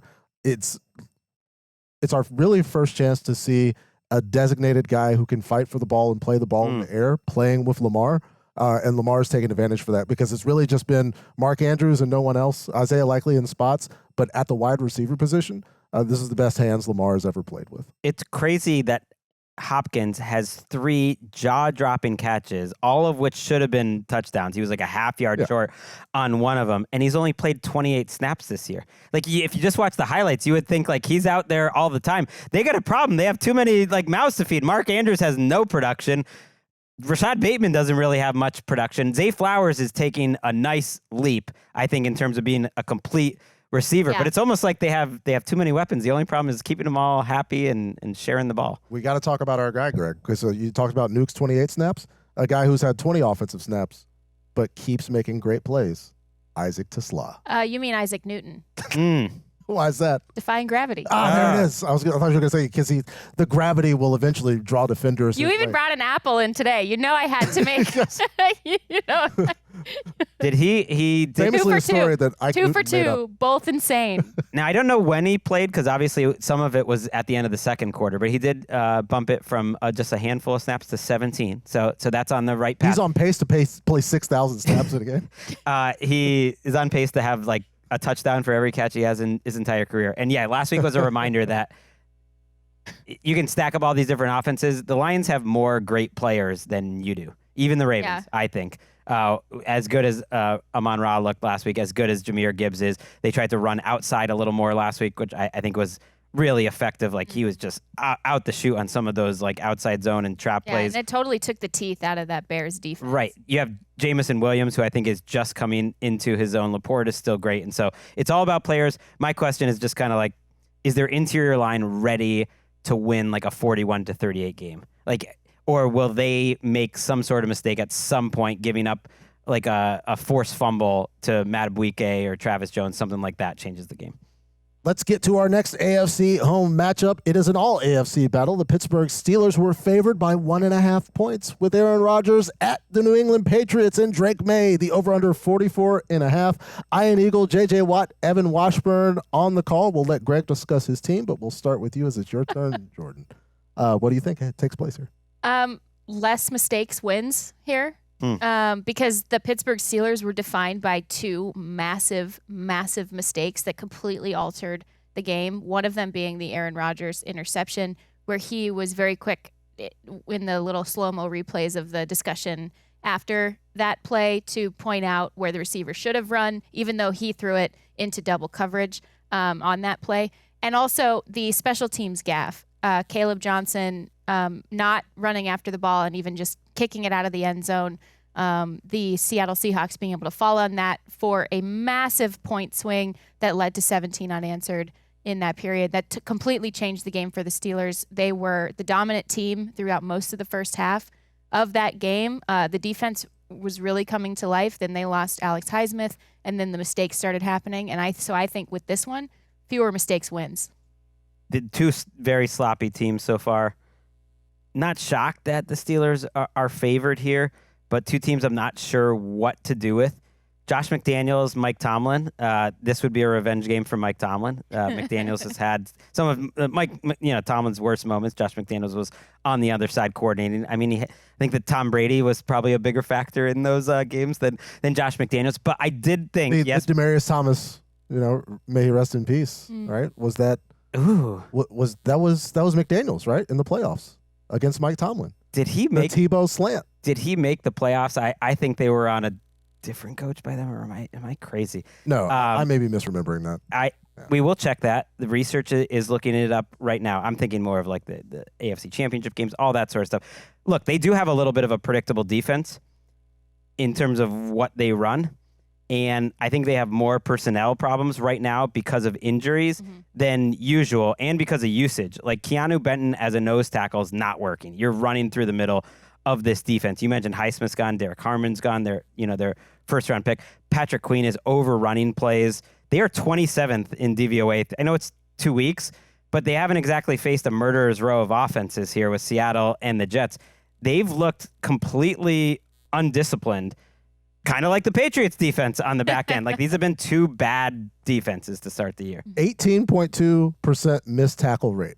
Like almost 1 out of every 5 times the Steelers have an opportunity to make a tackle, they missed the tackle. And yeah, that was John Fox that was coaching for the Denver Broncos in that game against the Steelers. But I guess we'll give Josh McDaniels. I was like, Josh McDaniels didn't Tebow. have any good times there. The only good time was getting to 5-0 his first year and beating the Patriots in primetime and then losing almost every game after that. But the Patriots, I lean Steelers in this matchup because I look at that game against the Miami Dolphins team that we're all kind of circling like vultures, watching, trying to pick players that would be good contributors elsewhere, like trade deadline is eyeing. Like the Patriots were huge Dolphins mistakes, like pick one, and the Dolphins win that game. To the extent where I just wouldn't feel comfortable picking the Patriots in this. Aaron Rodgers versus the pass rush is really interesting to me because the Patriots pass rush has been good in both weeks. Milton Williams has been fantastic. It looked like they paid the right guy. Right. Yeah. Christian Barmore's been a little quiet, but Harold Landry's making plays. I thought Caleb Chason had a good game last week. They have a really high pressure rate, one of the highest in the league without having a high blitz rate. And yet they're giving up chunk play after chunk play because everything in the secondary is terrible. But Christian Gonzalez might be returning this week, but it's more than one player can solve everything. I mean, it'll help a lot, but they you pick a safety or a linebacker, and they're playing badly. But for the Aaron Patriots. Rodgers is not throwing the ball down the field, Fair. and I think that helps the Patriots' case. It's not just getting Christian Gonzalez back, but if you're a team giving up chunk plays, you do kind of want to play this at least statistical version of Aaron Rodgers, who is not throwing the ball down the field despite the enormous amount of play action and massive people on the perimeter. And DK Metcalf, for example, who was their most successful play of the game, was throwing like sort of a low fade jumper to DK Metcalf for a touchdown, and then the 2-point conversion, lining up Darnell Washington. Yeah, lining up Darnell Washington on the outside and basically saying, you're taller than everyone else. Here, let me throw it up really high and you come down with it. Like those were the only really truly successful looking plays of this game, and it took them, piece by piece by piece to get down there in the first place. I'll defend Aaron Rodgers a little bit and point out he's had a few throws in each game that were awesome. Mm-hmm. I mean, he had one on his first throw of the week last week, which was on a penalty, ultimately for, I think, the Steelers. None of it mattered. Was up there with the best throws anyone's made all season on the run, like 50 yards down the field. He can still do it. It's just that for a guy who doesn't want to get hit, like he sure is getting hit a lot. Their offensive line's been bad. It's a bad combination of he's getting hit, he's taking a lot of sacks, his time to throw is very low, and he's not throwing it deep. So it's like this safe offense where you're still having all these bad things happen. I actually don't think that's all on him, but I don't know if he's going to be the guy to fix it. And he's getting rid of the ball fast, Yeah. and the targets are close to the line of scrimmage, as Jourdan pointed out. But when there is a little bit of glimpses of Rodgers extending plays, things have gone the wrong way. Mm-hmm. And I think that could be attributed to like a lack of cohesion and opportunity for these guys to play together. Like in the play where Calvin Austin gets in the way of a ball that I believe was intended for Pat Freiermuth and ultimately gets picked off after like both of them had a chance. Like they're both in the same place. Like they're in the scramble drill and they run to the same spot. I think things could ultimately get better, but it is a little bit of a positive to say that Rodgers is moving around and extending plays a little bit, not that he's doing it a whole bunch. And it won't. I don't think the defenders are just going to be in the way, like for the Patriots that they were for the Seahawks. Sorry, I'm a little down right now on just watching these linebackers. I know, you stop saying we. These linebackers. They have to earn that Did week. you notice that? I'm testing out a theory. I only said that once, and it was by mistake. Robert Spillane is a guy they gave a lot of money to. I mean, he looks like he's in slow motion. And then they're playing Christian Ellis, who was a special teamer, who was our friend Bo Wolf's maybe favorite Philadelphia Eagle of all time. He literally just couldn't make the Eagles 53. Like he wasn't good enough to. And he's starting and playing every snap. And they look like they're playing in the 1990s. And like the rest of the game is happening around him. I feel like that a little bit at their safety. They have a rookie, Craig Woodson, too, who hasn't been bad, but it gives me a theory about Vrabel. And the theory is that Vrabel leans on players that remind him of Patriots teammates. Now, I can't give the one-to-one like comparison, but these guys just seem like they should have been on the early 2000s Patriots. You know what I mean? Like Robert Spillane would be like the new Ted Johnson or something like that. But football's different now, and it's like it's passing them by.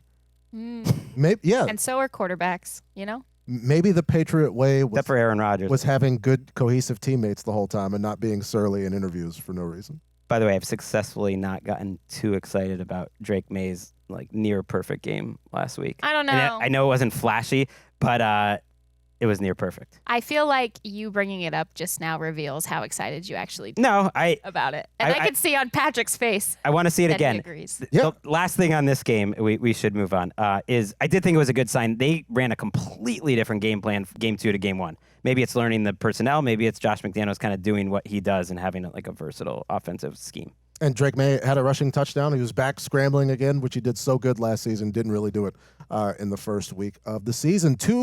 Our next game, to Cleveland, where the Browns play host to Jordan Love and the Green Bay Packers, who are favored by 8.5 points. The over-under is 42.5. Kevin Kugler and Moose Johnston on the call. Greg, is this the end and the final starting game for Joe Flacco in 2025? No, I'm surprised this has been such a question. I think they're going to have more patience. And I also think at Joe Flacco's age, if you get one really good performance followed by one really bad performance all season, that's that's under par. Like, that's good. That's better than you could possibly expect. And that's what's happened the first 2 weeks. So I wouldn't be surprised if he comes out and he looks as good as you could expect against a Packers defense that has so far made, some young quarterbacks look terrible this season. Yeah, I love this Packers defense. Jeff Hafley is all the way in his bag. The way that he used Micah Parsons in prime time just to completely change responsibilities for blocking and change the math and moving him all over the place. He only played 44 of 65 defensive snaps. I expect that number to keep increasing as he gets his feet under him. We forget when we watch him on the field with how great he looks that he actually missed the entirety of training camp and did not have the same ramp-up period as everyone else. He is absolutely itching to get on the field more. He's been very clear about that. On that, do you ever wonder if training camp is just very overrated the way everyone talks about it? Because Quinshon Judkins, for instance, literally is a rookie that's never practiced with his team, and he signs with them and practices for the first time. I guess he was there in OTAs on Thursday, and then he plays a full game on Sunday. And you know what I mean? They somehow managed to get up to speed pretty quick.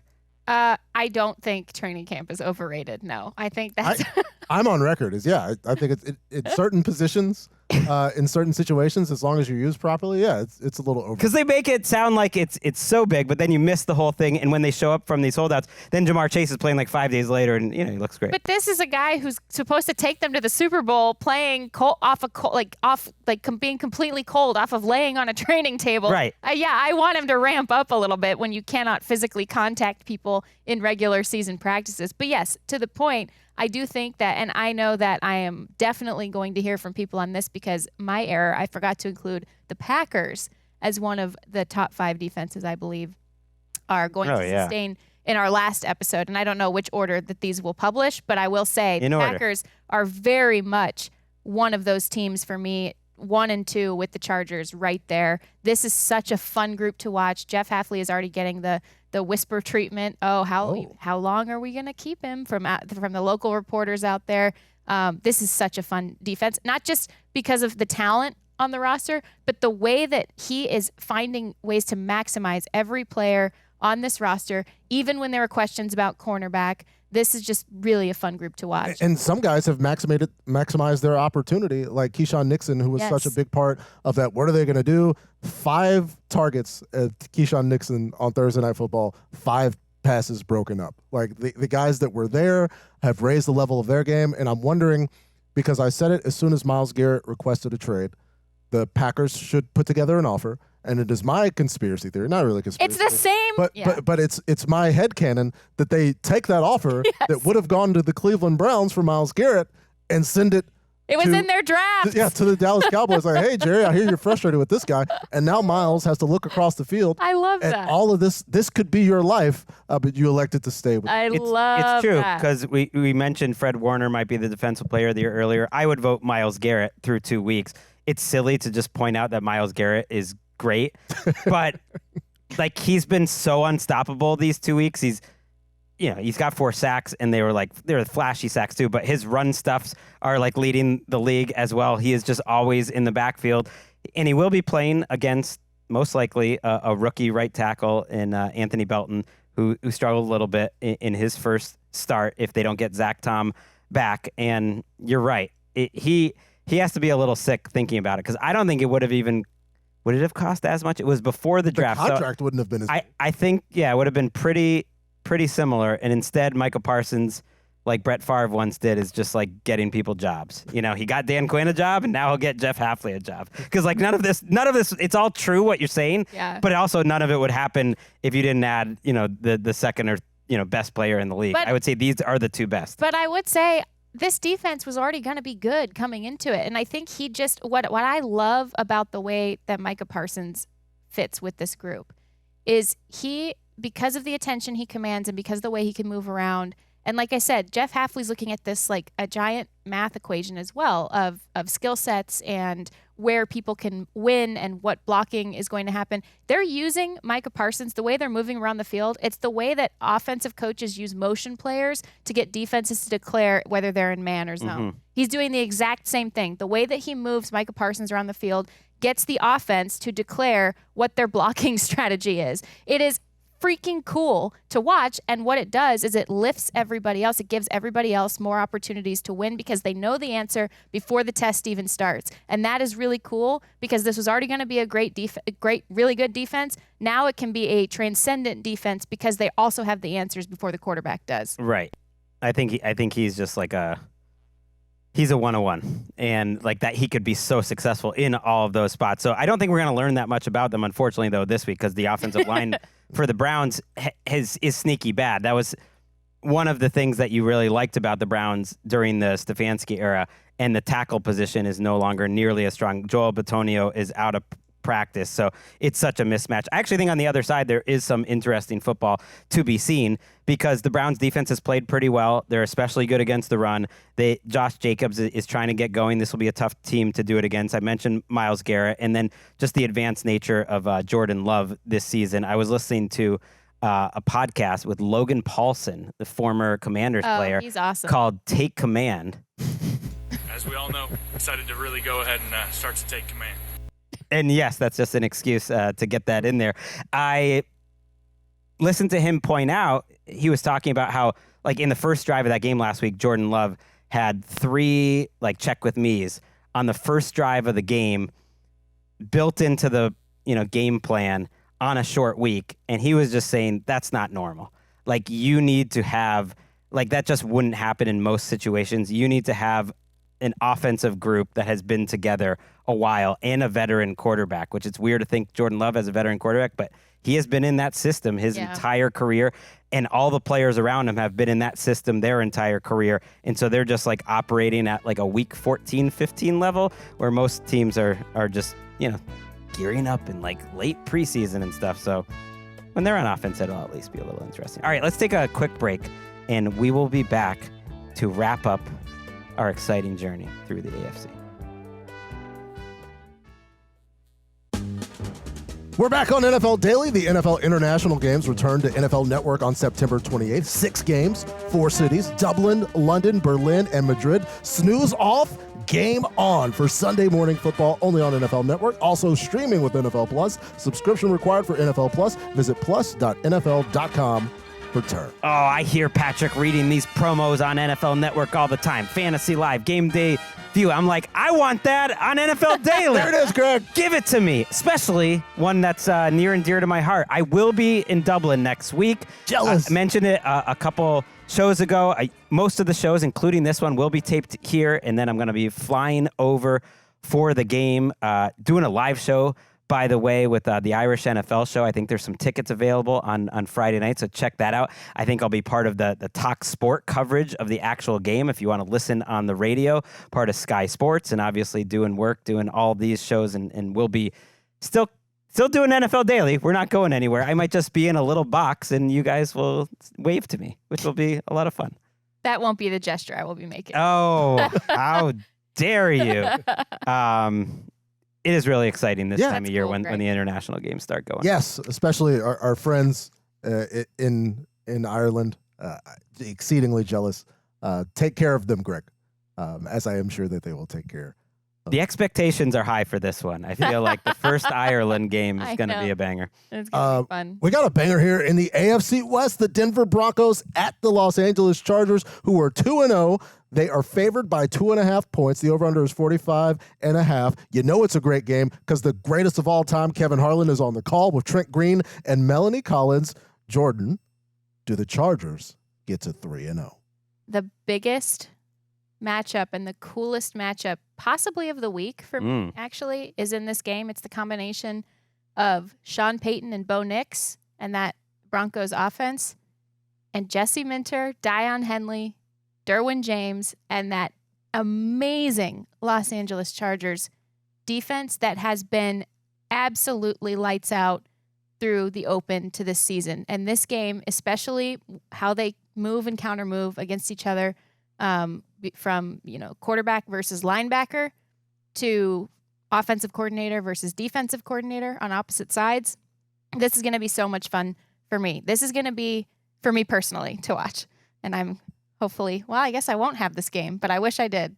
And I really feel like this is a test for Bo Nix because He has been up and down over the course of the first 2 weeks. He's had a little too much dip on his chip in week 1, I think. Tried to make things happen that weren't really there.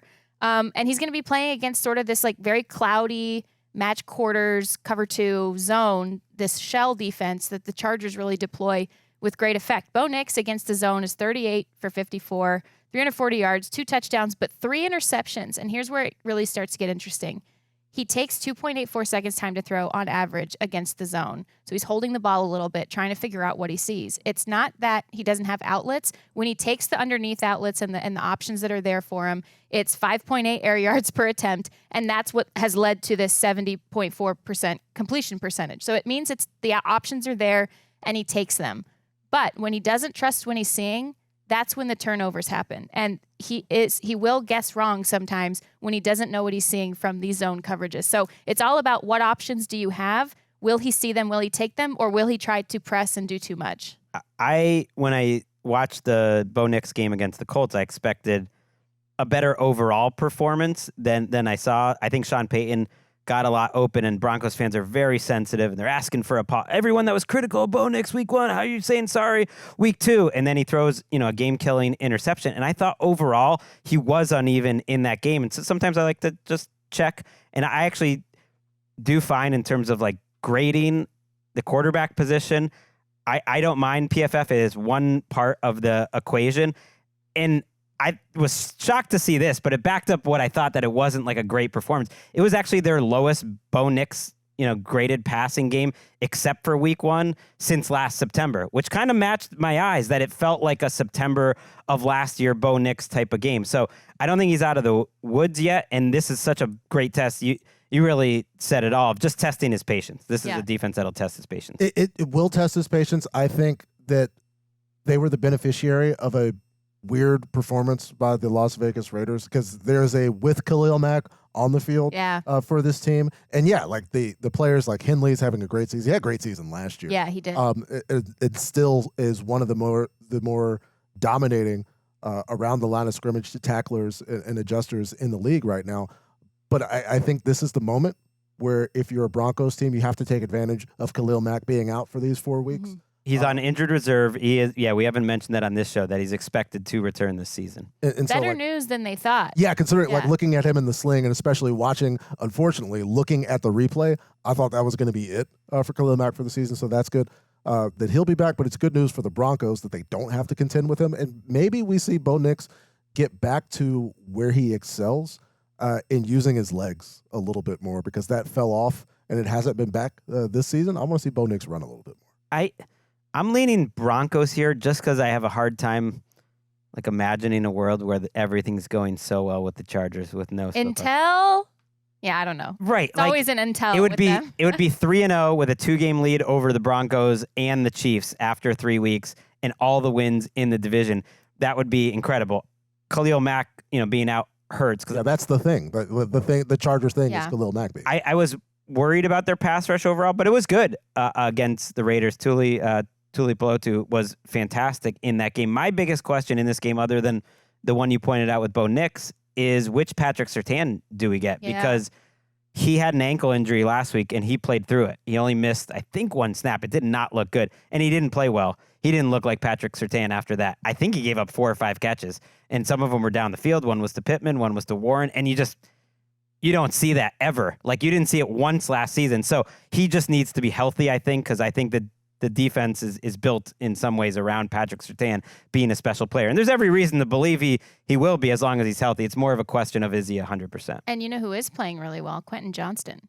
Mm-hmm. So that'll be a challenge. And I also expect the Chargers to start getting a couple of these other players, that the younger players, going. Trey Harris and Lad McConkey has been showing up a little bit, Lightning Lad. As I don't know if they have room for Trey Harris and Keandre Lambert-Smith. Like, maybe a little bit, but they got, like, Keenan Allen's, I'm shocked by him. He's playing too well for it. I know. That's what I was just going to bring up. It'll be a tough decision to make between these corners in Denver, because Keenan Allen is playing like a much younger version of Keenan Allen. And he's playing like their number 1 receiver. So this is going to be super interesting, for the Denver Broncos defense, who is getting a lot of pressure. But, we'll kind of just have to see, because this Chargers offensive line, despite all the shuffling that it's had, has looked pretty dang good itself. Yeah, the benefit for Herbert and the Chargers offense is when he's able to extend the play, which healthy Justin Herbert's always going to do, Keenan Allen knows where to go. Yeah. Right. And you know, as much as we think of Lambert Smith and Trey Harris and all that they have to contribute, like Keenan Allen will forget more football today than those guys may learn ever. And so like that veteran presence, and he still looks good. Like his ability to run the routes is good. And for Quentin Johnston, like he's always been able to finish plays. But the great thing for me was to watch him track that ball over the shoulder and then finish the play like in that particular order and not try to do one before the other. And it's so good. And like you said, Greg, everything's going great for the Chargers. They complement each other, right? Like this is a group that complements each other. I watched our friend Matt Money Smith does like an Instagram video after Chargers. Where did you see him? At the game. Oh, right. And so he's watching it. I like waved at him. He's watching it, and he says watching those two guys, Ladd and Keenan, next to each other, because usually they're lining up on the same side. Depends on on the play who's inside. Like watching the precision of their route running next to each other is just incredible, because they're two of the best at that specific skill set in the entire league, and that I think that has a little bit of a multiplying effect, and certainly is going to calm down, I think, Justin Herbert. So shout out to Money, who, by the way, had a flex on this IG video that he had gotten back from the game around 1:30. He was taping the video around 8, and he had already gone surfing that morning, and his like hair is wet. He's looking all buff. It's just everything's coming up Matt Money. Yeah, it's just dedicated to doing what he wants to do. If he were in position to be backstage at an Oasis concert, I think Matt Money Smith would have ultimately been there. To Jacksonville, Florida, we go, where the Jags, coming off a rough one in a loss that they donated to Cincinnati, playing host to the 0-2 Houston Texans, and all the promise with 2 close losses. Jags favored by 1.5, Greg. The over-under is 43.5. Spiro Ditas, Adam Archuleta, and Aditi Kikawala on the call. Do the Jags bounce back after making a donation?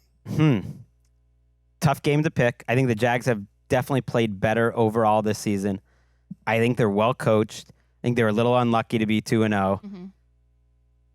I also think their offense has room to grow, and it's already been good, and that this is like a really fascinating matchup. And yet there is something about, I don't know how my brain works, that looks like beyond the X's and O's, and like just thinks like this is a big spot for D'Amico Ryans and CJ Stroud and this organization. They were 0-2 last year, actually, very similar type of spot with a bad start on their offense. They played the Jags in that spot, a worse Jags team. They beat them, and that helped to turn their season around.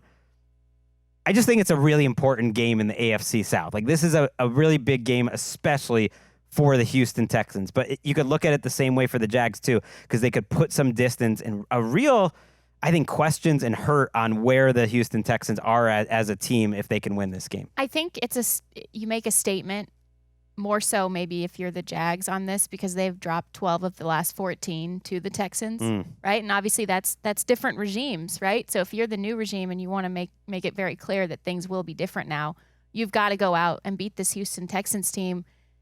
The Texans, man, I watch their defense, and I think that's real freaking football right there. Like, that is real tough. That is deep January, early February caliber physicality. That is real football. And then I watch the offense, and the same problems that there were before. And I'm really shocked, because I fully expect, and I know this, that Nick Caley wants to build in outlets and wants to run quick passes and quick throws. And I know that the receivers are hurt, but I know he wants to bring some of this Patriots-y kind of, help for the quarterback and get the rhythm going and stay ahead in the down and mitigate pressure and do all of these things, help the offensive line, which just still looks totally embattled. And I'm sure Seth Payne is like popping a vein in his forehead every time he watches this group yet again. I know that they want to do all these things. Screen development that helps with your zone runs. You can call that an extension of your zone runs and still take pressure off the quarterback. And I know not having Joe Mixon hurts, and I know having the receivers hurt that they're working with, that they wanted to be working with, hurts them. But they have to find answers, and they have to do it quick, because this is, again, like you mentioned it, Greg, another 0-2 start where the same problems with the not with the quarterback, but with the system around the quarterback and with the cast around the quarterback are hurting the quarterback. And maybe the quarterback is having to do a little bit too much, which he wanted at the beginning of this season. But you got to protect that guy from himself a little bit. I'm willing to look past it and place the blame on the schedule. I think Rams defense, Bucs defense is a very difficult way to start the season versus the Jacksonville Jaguars, who have started against a team that's trying to change some things, as well as a Bengals team that loses their starting quarterback in the game. That's why I lean Houston in this one. And I know that you folks want teams in situations late in games with leads to be aggressive, and we saw Monday night where that can go wrong, where you end up having to have somebody chase a quarterback after chasing somebody else looking the other way, and then doing the same thing with Bucky Irving. Whereas this Jags team, there was so much Brian Thomas Jr. Conversation this week and breakdown. Should we listen to what Coach Cohen had to say? A conversation about conversations with BTJ, because I have some data. Just like anybody on this team, nobody was pleased with the outcome, right? And we had some good conversations, really good conversations. And everybody was frustrated. But at the end of the day, he's got a great opportunity to bounce back, as does the rest of our team, and feel really confident about that. Okay, what I have here for the viewers on YouTube, as well as the folks watching, is a look at some Brian Thomas Jr. routes from the successful weeks for Brian Thomas Jr. from last season. Do you guys notice anything about the direction that these routes are going? Yeah, they're all breaking in. He's breaking in, but he's doing a lot of deep stuff and a lot of breaking out. So that was this season, as Jourdan notes, the end breakers. Let's look to last season. And this is not Mac Jones propaganda. This is where Brian Thomas Jr. was running. In a lot of these places where he's trying to make catches in traffic, that's not where Brian Thomas Jr. was successful. Yeah. I'd like to see Brian Thomas Jr. in space, on the outside, making plays, not necessarily utilizing him like a tight end. Hopefully they do that, but I'm still picking the Texans because I do think they're the better team. Yeah, I think there are two extremely talented wide receivers are not playing with a ton of confidence. The post-game interview with Brian Thomas Jr. was sad. Actually, the two saddest press conferences I've seen this year, I think, are C.J. Stroud and Brian Thomas Jr., because CJ just wears his emotion on his sleeve, and he's frustrated and he's bummed about what is happening right now. And Brian Thomas Jr. was asked about his confidence, and he just answered it very softly. And he has struggled, and we've talked about this during the preseason since like day one of training camp. For whatever reason, him and Trevor have not been on the same page. He's been dropping a lot of passes, like from training camp into preseason into the regular season. And then with Travis Hunter, it does seem like the game is coming at him a little fast, where they're having to manufacture touches. And to me, he looked a lot more comfortable at cornerback. It did not take them long to kind of change the plan that we heard was going to be the plan, because last week he played 45 snaps on defense. I thought he looked good. I went back and watched because I'm just a sicko, his coverage snaps, and he looked more fluid and natural, I thought, playing cornerback, whereas right now he almost feels like a little bit of a gadget player on offense, which is not what I expected. I have a theory. This is not reported, but it is a theory that I have, and it comes from Liam Cohen's background and who he came up with under that, like, early versions of that Sean McVay offense, where you had Cooper Kupp and Robert Woods, and what are they doing but running a route chart, a heat map that looks a lot like the first one that you showed of what Brian Thomas Jr. is being asked to do this year. If that's not his game, that's fine. Multiple things are true. It is fine to want and need a receiver like that in your offense the way that you want to run it. If you eventually want to make somebody your Chris Godwin, your Robert Woods, even your Cooper Kupp, to run as sort of that F player who can be the mismatch and really kind of sell out the way that we see a lot of the receivers in those coaching trees do in the middle of the field, it's and fine. As a blocker, he is not that guy. But it's fine to want that. Well, it's also true that Brian Thomas Jr. that's not where his gifts are, and he is so gifted in other areas. Now, this is a theory, and I'm not wanting to speak out of turn because I'm not in the game planning rooms. But like, it's maximizing. If you have a player who is not good at that and not good at anything else, then that stinks. But Brian Thomas Jr. is so gifted at other stuff that's where I'm failing to see the logic here, and I would like to see players maximize to where they're most talented. And I also know that this offense, when those players have those responsibilities that are complementary, that's the highest functionality, right? And so I can understand trying to make it work or trying to see if it works, but you're also not going to run Travis Hunter across the middle like that. It's not about your system. It's about, getting the best out of your players, because you know what role Brian Thomas Jr. was great in? What's that? The Brian Thomas Jr. role. Yeah. Like he was like a top 10 receiver as a rookie, kind of in a bigger, better Jameson Williams like year 4, but he's year 1 role. And that's his role, is freakazoid. And I think that's where you're seeing where this Jaguars team is. Because again, the ideas are there. You know that the scheme is there.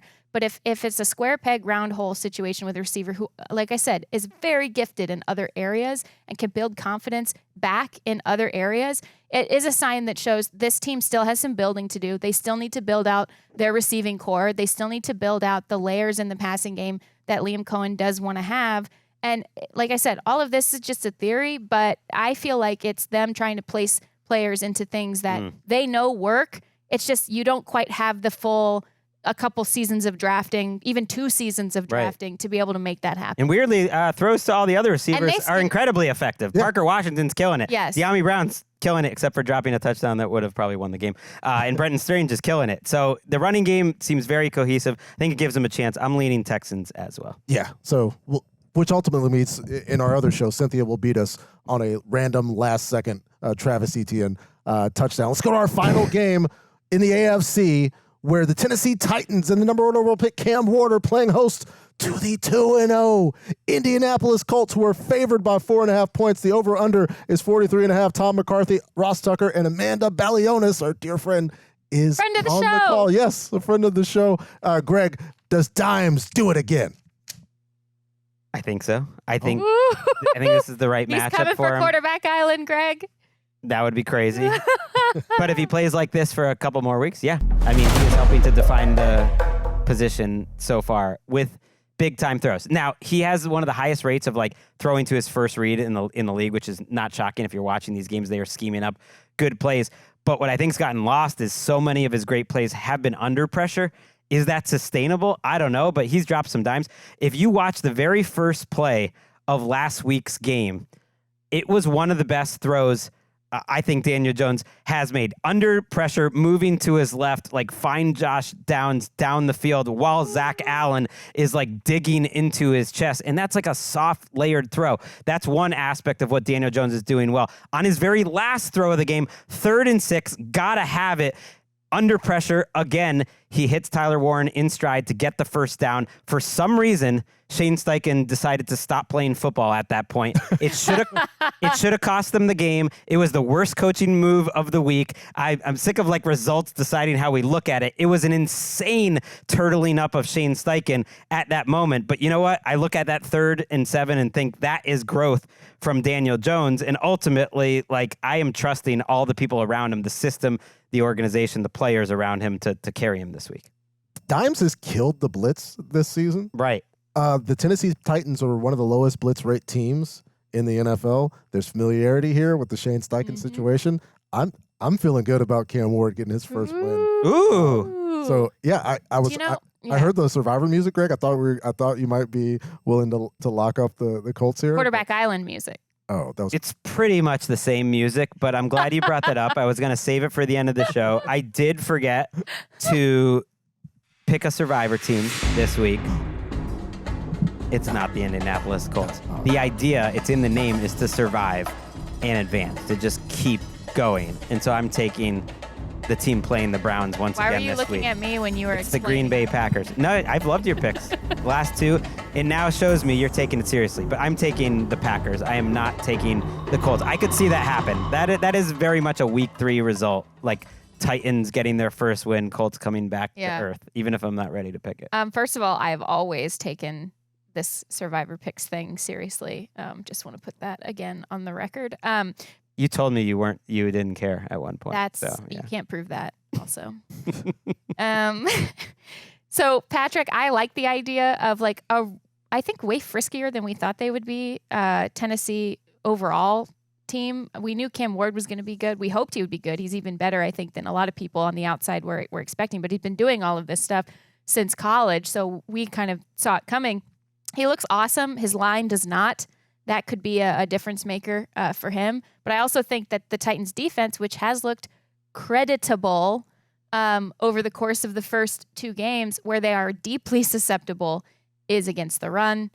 I don't know that this bodes well against this particular Colts team. I don't know that it bodes well for the Titans to not give up a lot of points here. I know Daniel Jones is sucking up so much oxygen that nobody's noticed. Jonathan Taylor's leading the league in rushing and literally ran faster than any running back, any player in the NFL since 2020. It was Raheem Mostert. Name drop for the second time in this show that had the fastest speed until that play by Jonathan Taylor a week ago. And, oh, by the way, Tyler Warren is leading all tight ends in receiving too. So it's crazy. They're susceptible. The Titans are really susceptible on sweeps and screens as well. We saw that last week with Puka Nacua, what he was able to do for an explosive gain, and then 150 rushing yards per game and the 6th highest explosive run rate. I don't think this is the Titans' week per se, but I do think they're still going to be fun to watch, and I love that for them. I think it could be. They've done well. I mean, not that it really matters. These are the new coaches, but in this rivalry, somewhat over the years, and Brian Callahan kind of needs some positivity. Yeah. The Titans fans are getting a little restless. He's been in the middle of some bad decision making processes in each of these games, and then they really built their team resource wise, and what they talked about was important to them on the offensive line, which has been a liability. That's always a red flag when your focus is struggling. You got to get worried. So we'll see. Fun little AFC South game. We picked the survivor. We went through all 15 games, and we laughed a little. I had fun. I had a lot of fun. I will be back in this feed on Thursday night with my little buddy, Nick Shook. I love how you're Little buddy's going to Little survive. buddy. Let's have little buddy last for it. It is absolutely happening. We're getting a lot of comments. That's just how I look at him, my little buddy. So check us out Thursday night. We're going to make it fun. Bills, Dolphins. When you don't think that the game's going to be great, that's when it's going to be great. And that's when our performance is going to be great. I'm sorry I didn't laugh harder at the Tyler Durden joke. And that I'm a jerk. We'll see you Thursday night. Bills, Dolphins.